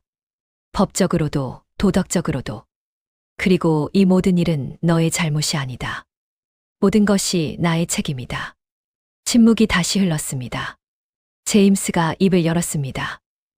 저도 처음엔 아버지를 원망했어요. 제임스의 목소리는 조용했습니다. 하지만 분명했습니다. 엄마가 혼자 저를 키웠다는 것을, 아버지가 없었다는 것을, 왜 저를 버렸는지 이해가 안 갔어요. 알아. 그리고 그건 나의 책임이야. 하지만 엄마가 보낸 편지들을 다시 읽었어요.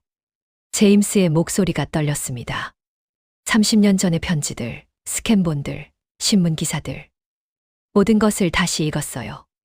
제임스는 계속했습니다. 그리고 깨달았어요. 엄마가 아버지를 원망한 적이 없다는 것을. 엄마는 아버지를 이해했어요. 아버지의 상황을. 아버지가 돌아갈 수밖에 없었던 그 세상을. 회장은 아들을 바라봤습니다. 엄마는 30년을 혼자 견뎠어요. 돈도 없이, 도움도 없이. 하지만 원망하지 않았어요. 대신 저를 사랑했어요. 아무 조건 없이. 제임스의 눈에서 눈물이 흘렀습니다. 저는 아버지를 알고 싶어요.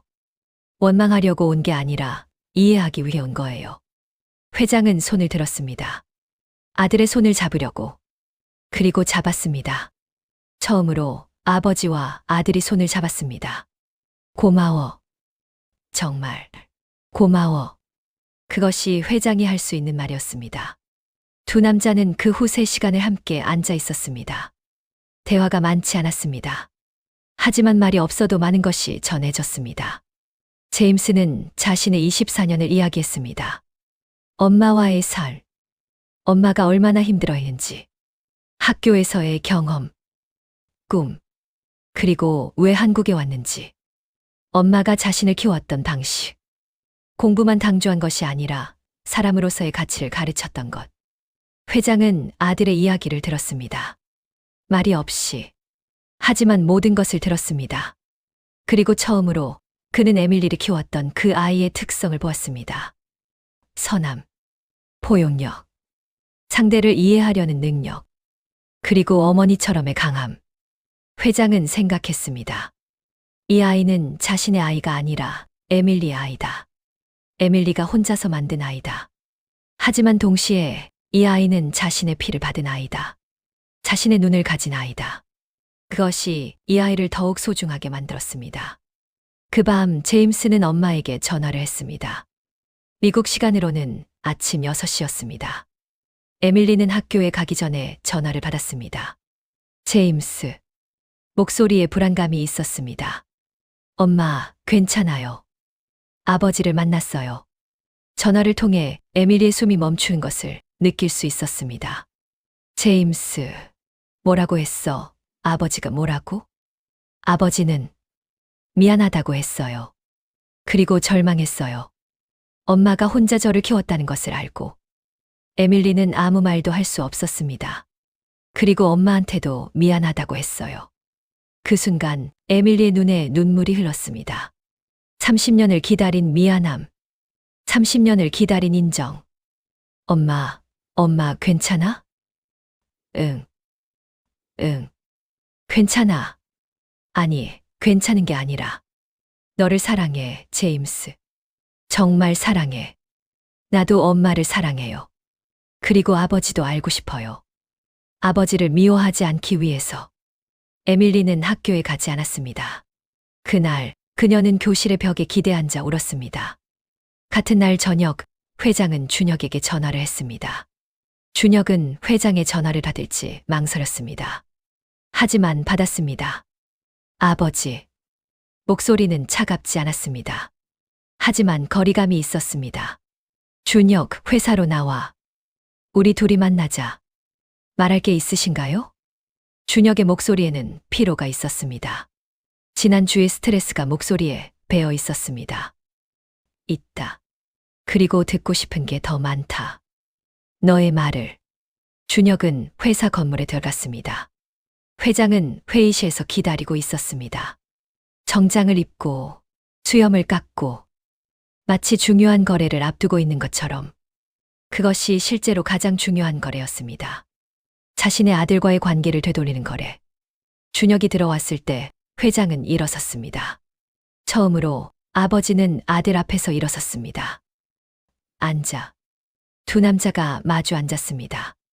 회장이 입을 열었습니다. 지난주 너는 부회장직을 사임하겠다고 했다. 예. 그리고 나는 너를 붙잡지 않았다. 그것이 내가 할 수 있는 최악의 선택이었다. 회장은 숨을 쉬었습니다. 너는 내 아들이다. 가장 먼저 알아야 할 사람이 너였다. 30년 전에 준혁의 얼굴이 창백해졌습니다. 내가 잘못했다. 너에게도 제임스에게도 모두에게. 권력이 있어도 비겁한 선택을 했다. 그리고 그 선택이 모든 것을 무너뜨렸다. 회장은 계속했습니다. 나는 30년을 비밀로 지켜온 일이 있다. 개인적인 일이지만 그것이 회사의 투명성을 훼손했다. 그것에 대해 사과한다. 준혁은 대답하지 않았습니다. 그리고 지금 나는 결정을 내렸다. 모든 것을 공개하겠다. 너를 지키기 위해서가 아니라 올바른 것을 하기 위해서. 회장의 목소리는 단호했습니다. 너는 내 아들이고 이 회사에 충분히 유능한 경영자다. 너를 부회장으로 올린 것은 올바른 결정이다. 그것을 변경할 생각은 없다. 준혁의 눈이 젖어 있었습니다. 그리고 제임스. 그는 너의 형제다. 같은 아버지를 둔, 그리고 다른 어머니를 둔 형제다. 회장은 아들을 바라봤습니다. 너는 그를 받아들일 수 있을까? 준혁이 입을 열었습니다. 아버지, 저는 제임스 때문에 화난 게 아니에요. 준혁의 목소리가 떨렸습니다. 저는 아버지가 저를 속였다는 것 때문에 화났어요. 30년을 우리 가족에게 거짓말을 했다는 게. 알아. 그리고 그건 내가 감당해야 할 몫이야. 아버지는 왜 엄마한테 말씀하지 않으셨어요? 회장은 한숨을 쉬었습니다. 겁이 났다. 너를 잃을까봐. 은희를 잃을까봐. 그리고 내 위치를 잃을까봐. 더 큰 이유도 있어. 그 아이와 그의 어머니를 버린 것에 대한 자책심이 너무 컸어. 그걸 감당할 수 없었어. 회장의 눈에 눈물이 흘렀습니다. 그것이 내가 가장 약했던 부분이었다. 그리고 그것이 모든 것을 망쳤다. 준혁은 그 말을 들었습니다. 처음으로 그는 아버지가 자신보다 먼저 절망하고 있다는 것을 알았습니다. 아버지, 저도 지난주 제임스를 만났어요. 회장이 고개를 들었습니다. 아버지가 입원하고 나서 저는 제임스를 찾았어요. 그리고 그 아이와 이야기했어요. 준혁의 목소리가 단호해졌습니다. 그 아이는 착한 아이예요. 아버지를 원망하지 않아요. 오히려 이해하려고 해요. 그리고 아버지도 그 아이도 모두 괴로워하고 있었어요. 준혁은 계속했습니다. 저는 아버지와 제임스 사이에서 고민했어요. 그런데 결론이 나왔어요. 이것은 누군가를 선택하는 문제가 아니라 모두를 받아들이는 문제라는 것. 회장은 아들을 바라봤습니다. 내가 부회장직을 사임하지 않겠다고 결정했어요. 대신 더 투명한 회사를 만들겠다고 결정했어요. 준혁의 목소리는 이제 확신으로 가득 차 있었습니다. 그리고 제임스도 이 회사의 일부가 되어야 한다고 생각해요. 아버지의 아들로서가 아니라 한 명의 직원으로서. 회장은 아들의 손을 잡았습니다. 고마워. 정말 고마워. 두 남자는 그 밤 처음으로 진정한 대화를 나눴습니다. 부자가 아니라 두 명의 남자로서. 8월 20일 호텔의 로비. 은희는 3주 동안 그곳에 머물렀습니다. 시간이 필요했습니다. 생각할 시간이, 결정할 시간이. 강남의 저택에는 돌아가지 않았습니다. 그 집의 침묵이 무서웠습니다. 호텔의 로비에서 신문을 읽고 있을 때 회장이 들어왔습니다. 처음으로 그는 아내의 앞에서 불확실해 보였습니다. 마치 처음 데이트를 하는 젊은 남자처럼. 은희는 그를 바라봤습니다. 30년을 함께 있었던 남자를. 당신이 처음 나한테 이런 자세를 하네요. 그녀의 목소리는 차가웠습니다. 하지만 차가움 아래에는 상처가 있었습니다. 알아. 나는 정말 형편한 남편이었어. 은희는 대답하지 않았습니다. 회장은 계속했습니다. 30년을 너와 함께 있으면서 나는 너를 제대로 본 적이 없었다. 너는 항상 나의 곁에 있었는데 나는 너를 보지 않았다. 은희의 눈에 눈물이 맺혔습니다. 회장은 앉지 않고 서 있었습니다. 너는 아침에 일어나서 아들을 깨웠다. 아들의 점심을 싸서 들려줬다. 밤에 아들을 기다렸다. 그리고 내가 집에 올 때까지 기다렸다. 회장의 목소리가 떨렸습니다.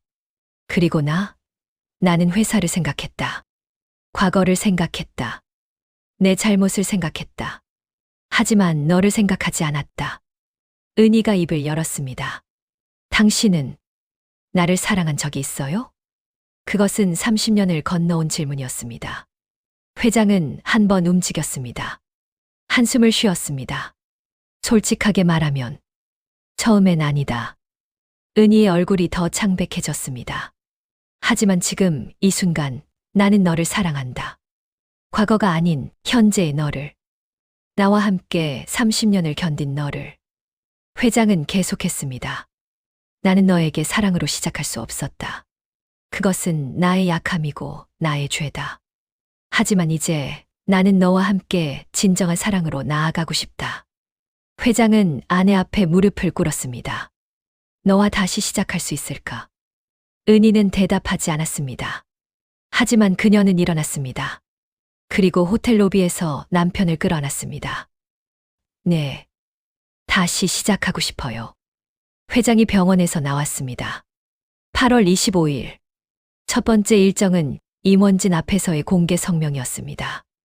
회의실 모든 임원들이 앉아 있었습니다. 70명.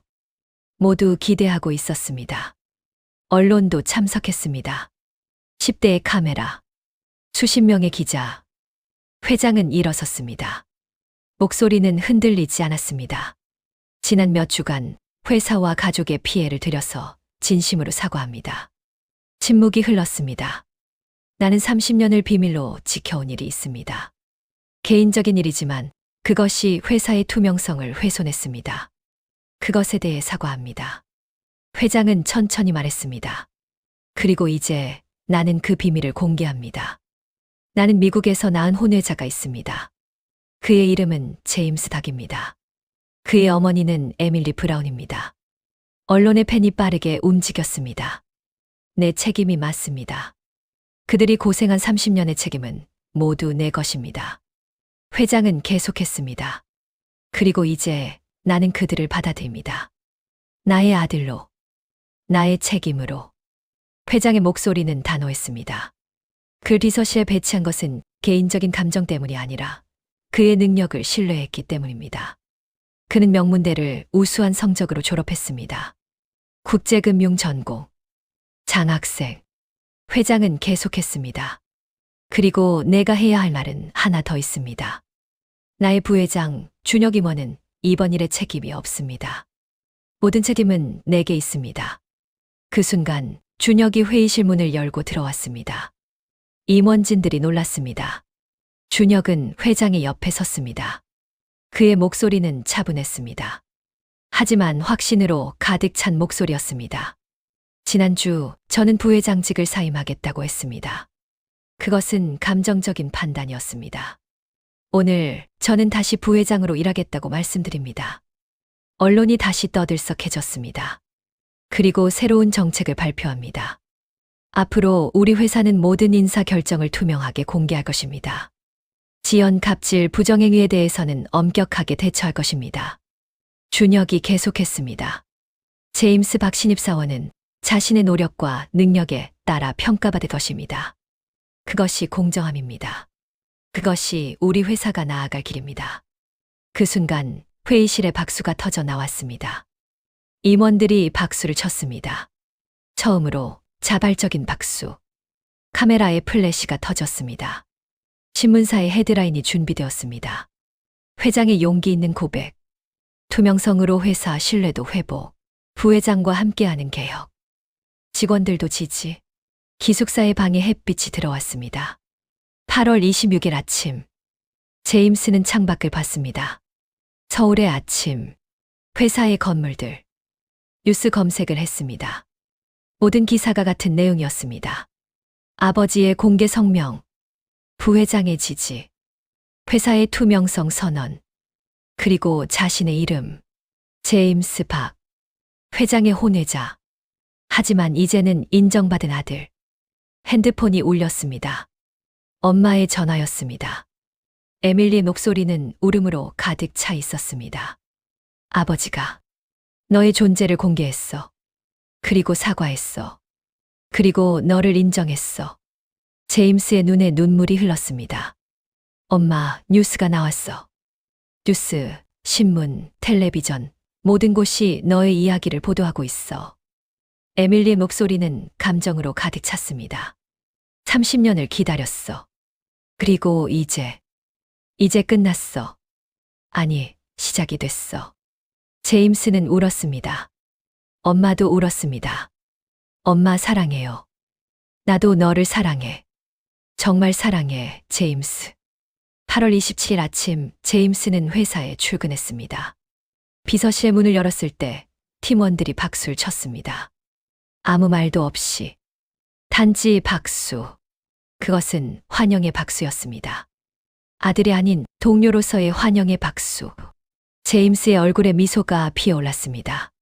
처음으로 그는 이 회사에서 제임스로 존재할 수 있다는 것을 느꼈습니다. 동시에 그는 아들이기만 한 것이 아니라 한 명의 직원으로도 인정받고 있다는 것을 느꼈습니다. 8월 30일 저녁 회장의 저택. 세대의 남자들이 함께 앉았습니다. 회장, 준혁, 그리고 제임스. 처음으로 한 식탁에서, 같은 하늘 아래에서. 은희는 부엌에서 음식을 차렸습니다. 한국 음식. 밥, 국, 여러 반찬들. 그리고 제임스를 위해 라틴 요리도 준비했습니다. 엄마의 조리법으로 유튜브 영상을 보며 배워서. 제임스는 한국 음식도 라틴 요리도 함께 먹으며 미소 지었습니다. 준혁은 제임스의 반응을 보며 웃었습니다. 그럼 우리도 배워야겠네. 은희는 웃음으로 대답했습니다. 30년 만에 들어보는 그런 자연스러운 가족의 웃음. 회장은 아무 말도 하지 않았습니다. 단지 세 사람을 바라봤습니다. 자신의 혈육들을 바라봤습니다. 그리고 깨달았습니다. 이것이 바로 그가 찾던 것이었다는 것을. 9월 1일 병원의 의사실. 의사는 회장에게 말했습니다. 당신의 신체는 완벽하게 회복되었습니다.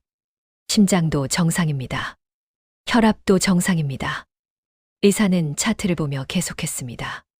스트레스로 인한 일시적인 증상이었습니다. 나머지는 마음의 문제네요. 회장은 미소 지었습니다. 이제 그의 마음도 조금씩 낫고 있었습니다. 9월의 서울. 아침이 밝아오고 있었습니다. 회장은 회의실에서 회의를 주재하고 있었습니다. 새로운 경영 정책에 대해서.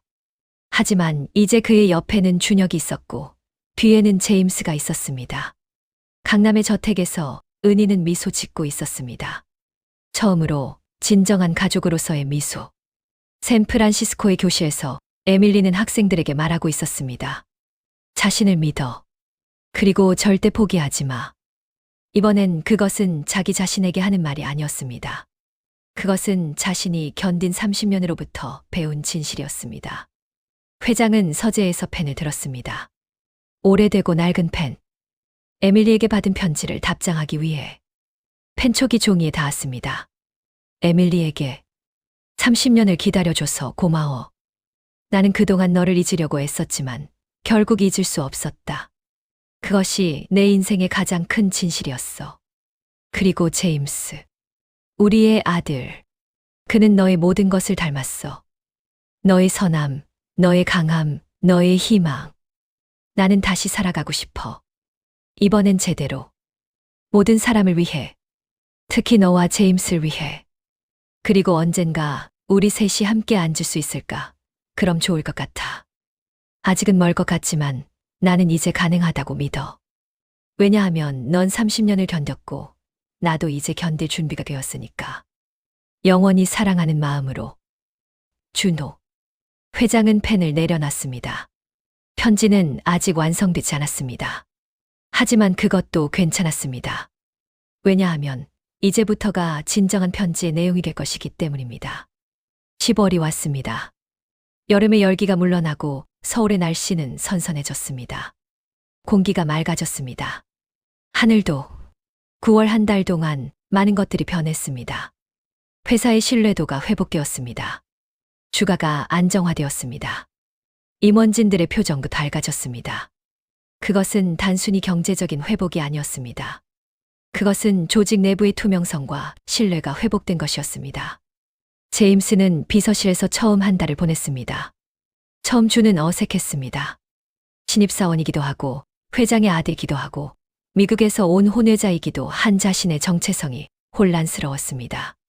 하지만 두 번째 주부터 일이 시작되었습니다. 실제의 일, 의미 있는 일. 제임스는 회사의 국제 금융 프로젝트에 참여했습니다. 미국의 금융시장에 대한 분석, 국제거래 구조, 정부 정책의 이해. 모든 것이 그의 전공과 관련된 일이었습니다. 준혁은 제임스에게 일을 가르쳤습니다. 아버지로부터 받지 못한 지도를 형으로서 주었습니다. 따뜻하게, 하지만 엄격하게. 이 보고서는 분석이 부족해. 시장의 변동성도 고려해야 하고 정부 정책의 영향도. 알겠습니다. 다시 해보겠습니다. 그리고 회의에서는 확신을 가지고 말해. 너는 이 분야의 전문가야. 두려워하지 마. 제임스는 그 말을 들었습니다. 그것은 비난이 아니었습니다. 그것은 기대였습니다. 형으로서의 신뢰였습니다. 은희는 저택의 분위기가 완전히 달라진 것을 느꼈습니다. 아침에 일어나서 거실에 아들이 둘이 앉아 있습니다. 한국 음식도 있고 라틴 요리도 있습니다. 대화도 웃음도 있습니다. 회장도 아침 식탁에 앉습니다. 신문을 읽으며 아들들의 대화를 듣습니다. 그것은 30년 동안 은희가 꿈꾸던 모습이었습니다. 10월의 어느 저녁 회장은 서재에 앉았습니다. 이번엔 그 낡은 서랍을 열지 않았습니다. 대신 새로운 편지지를 꺼냈습니다. 펜을 들었습니다. 손이 떨리지 않았습니다. 에밀리에게 9월이 끝났다. 정확히 한 달이 흐렸다. 제임스가 한국에 온 지 정확히 2달이 흘렀다. 이 한 달은 내 인생에서 가장 길고 짧은 한 달이었다. 길었다. 왜냐하면 매 순간이 소중했기 때문이다. 준혁과의 대화, 제임스와의 일상, 은희와의 아침, 모든 것이 짧았다. 왜냐하면 이 모든 것들이 너무나 당연하고 자연스러워졌기 때문이다. 회장은 펜을 내려놨습니다. 그 다음 문장을 어떻게 써야 할지 몰랐습니다. 하지만 한 문장만 추가했습니다. 넌 괜찮은가? 같은 날 밤, 제임스는 엄마에게 전화를 했습니다. 미국 시간으로는 아침이었습니다. 에밀리는 학교 준비를 하고 있었습니다. 제임스의 목소리가 들렸습니다. 엄마가 보고 싶어. 그 한 문장이 모든 것을 말했습니다. 에밀리의 호흡이 변했습니다. 그리고 그녀의 목소리로 대답이 나왔습니다. 엄마도 너를 보고 싶어. 그 순간 모자는 전화 너머에서 함께 울었습니다. 그 울음은 길었고 그 울음은 짧았습니다. 30년을 건넌 시간의 울음이었습니다. 준혁은 회사의 회의실에서 제임스를 바라봤습니다. 업무와는 무관한 생각이 떠올랐습니다. 제임스가 한국에 온 지 벌써 한 달이 지났습니다. 그 사이에 얼마나 많은 것들이 변했는지. 준혁은 제임스에게 말했습니다. 아버지, 제임스의 어머니를 초대하면 안 될까요? 회장은 아들들을 바라봤습니다. 그리고 결정했습니다. 에밀리를 한국으로 초대하기로. 에밀리가 한국에 오기로 결정했습니다. 회사 방학을 내고 3주간 한국에 머나기로. 은희는 그 소식을 들었을 때 무엇을 먼저 해야 할지 생각했습니다. 집을 준비했습니다. 게스트룸을 깔끔하게 했습니다. 에밀리의 취향을 생각하며 음식도 준비했습니다. 인터넷에서 라틴 요리 레시피를 찾아 익혔습니다. 그리고 가장 중요한 건 마음을 준비했습니다. 은희는 거울 앞에 서서 자신에게 말했습니다. 넌 할 수 있어. 너는 이미 제임스를 받아들였으니까 그의 어머니도 받아들일 수 있어. 회장은 공항에 가기 전에 혼자 서재에 들어갔습니다. 그 낡은 서랍을 열었습니다. 30년 동안 보관했던 것들, 사진들, 편지들, 신문 기사들, 그리고 그는 모든 것을 꺼냈습니다. 각 사진을 하나하나 들었습니다. 1993년 도서관의 사진, 에밀리의 얼굴, 그 눈, 대학 졸업식 사진, 제임스의 어색한 미소, 신문 기사, 명문대 장학생, 그리고 지금 회사의 신입사원 사진, 제임스의 공식 증명사진. 회장은 이 모든 것을 상자에 넣었습니다. 이제 이것들은 비밀이 아니야. 그렇게 중얼거리며 10월 15일 아침 6시 회장, 준혁, 제임스, 은희 4명이 차를 타고 공항으로 향했습니다.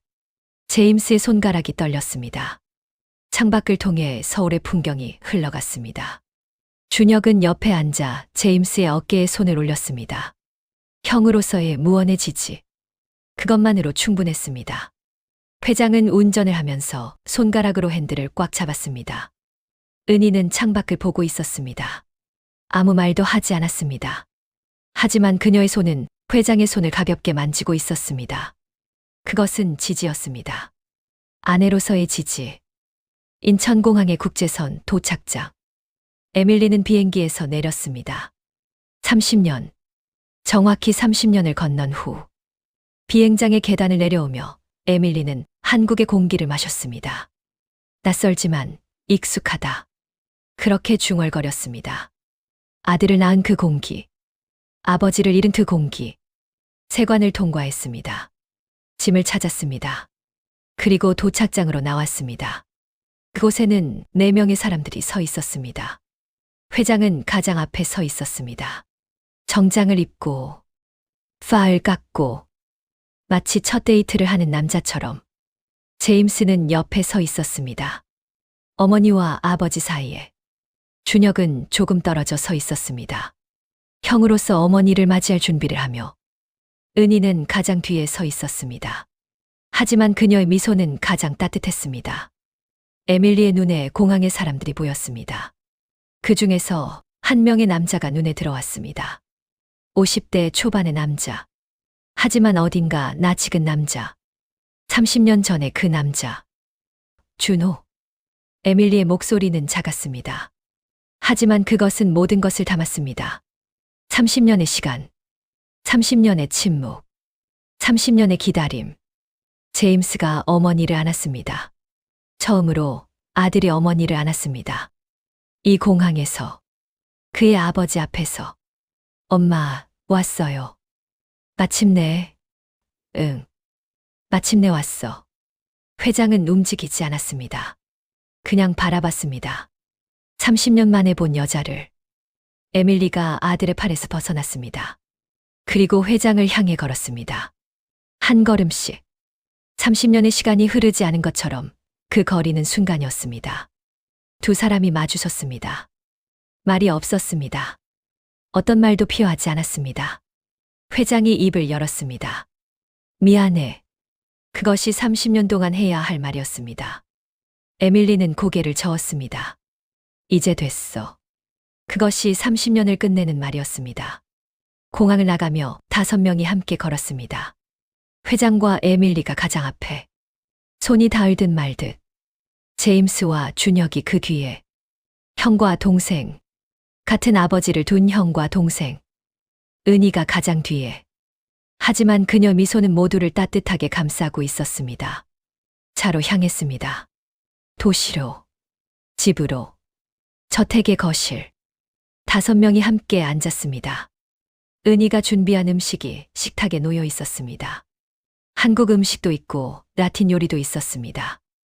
에밀리는 은희가 준비한 음식을 보며 눈물을 흘렸습니다. 당신이 이렇게까지? 은희는 손을 잡았습니다. 에밀리의 손을. 아니, 우리가 함께 하는 거야. 회장은 아무 말도 하지 않았습니다. 다만 봤습니다. 자신이 1993년에 떠나온 여자가 이제 자신의 집에 앉아 있다는 것을. 그리고 자신의 두 아들이 한 식탁에서 음식을 나누고 있다는 것을. 그것이 충분했습니다. 밤이 깊어졌습니다. 거실에는 에밀리와 회장만 남았습니다. 에밀리는 천천히 말했습니다. 제임스는 열심히 일하고 있네. 회장이 고개를 끄덕였습니다. 침묵이 흘렀습니다. 하지만 이제 그것은 무거운 침묵이 아니었습니다. 에밀리가 계속했습니다. 한국은 낯설어. 하지만 따뜻해. 회장은 에밀리의 손을 잡았습니다. 처음으로 30년 만에 10월이 계속되었습니다. 에밀리는 한국에 머물렀습니다. 처음 예정한 3주를 넘어서 회장은 회사 일정을 조정했습니다. 자신의 손으로. 준혁이나 다른 누구도 아닌 자신의 결정으로. 제임스는 에밀리에게 한국을 보여줬습니다. 강남도, 강북도, 전주도, 여수도. 그리고 에밀리는 그녀의 한국을 보여줬습니다. 1993년 그녀와 회장이 만났던 도서관은 없었지만 그 정신은 여전히 서울 곳곳에 있었습니다. 은희는 에밀리와 함께 요리를 했습니다. 라틴 요리를 배우며 한국 음식을 가르쳤습니다. 두 문화가 섞였습니다. 두 언어가 섞였습니다. 두 마음이 섞였습니다. 에밀리의 마지막 날이 왔습니다. 10월 28일. 5명이 다시 공항으로 갔습니다. 하지만 이번엔 헤어지는 공항이 아니었습니다. 그것은 단지 물리적인 분리일 뿐이었습니다. 회장은 에밀리를 공항 게이트까지 데려갔습니다. 아무 말도 하지 않고 다만 손을 잡은 채로. 에밀리가 물었습니다. 또 올 거지? 회장이 고개를 끄덕였습니다. 1년 뒤에. 그리고 매년. 에밀리는 웃었습니다. 30년 전의 약속. 1년 뒤 돌아올게. 이번엔 그것이 이루어질 것이었습니다. 공항을 나가며 4명이 함께 걸었습니다. 회장, 준혁, 제임스, 은희. 그들의 뒤로 에밀리는 손을 흔들고 있었습니다. 비행장 너머로. 30년 건넌 시간 너머로. 그들의 마음은 여전히 함께 있었습니다. 한국과 미국을 잇는 실처럼. 혈연과 사랑을 잇는 끈처럼. 과거와 미래를 잇는 다리처럼. 1년이 지났습니다. 10월이 다시 왔습니다. 회장은 비행기에 탔습니다. 샌프란시스코로. 준혁과 제임스도 함께였습니다. 은희도 함께였습니다.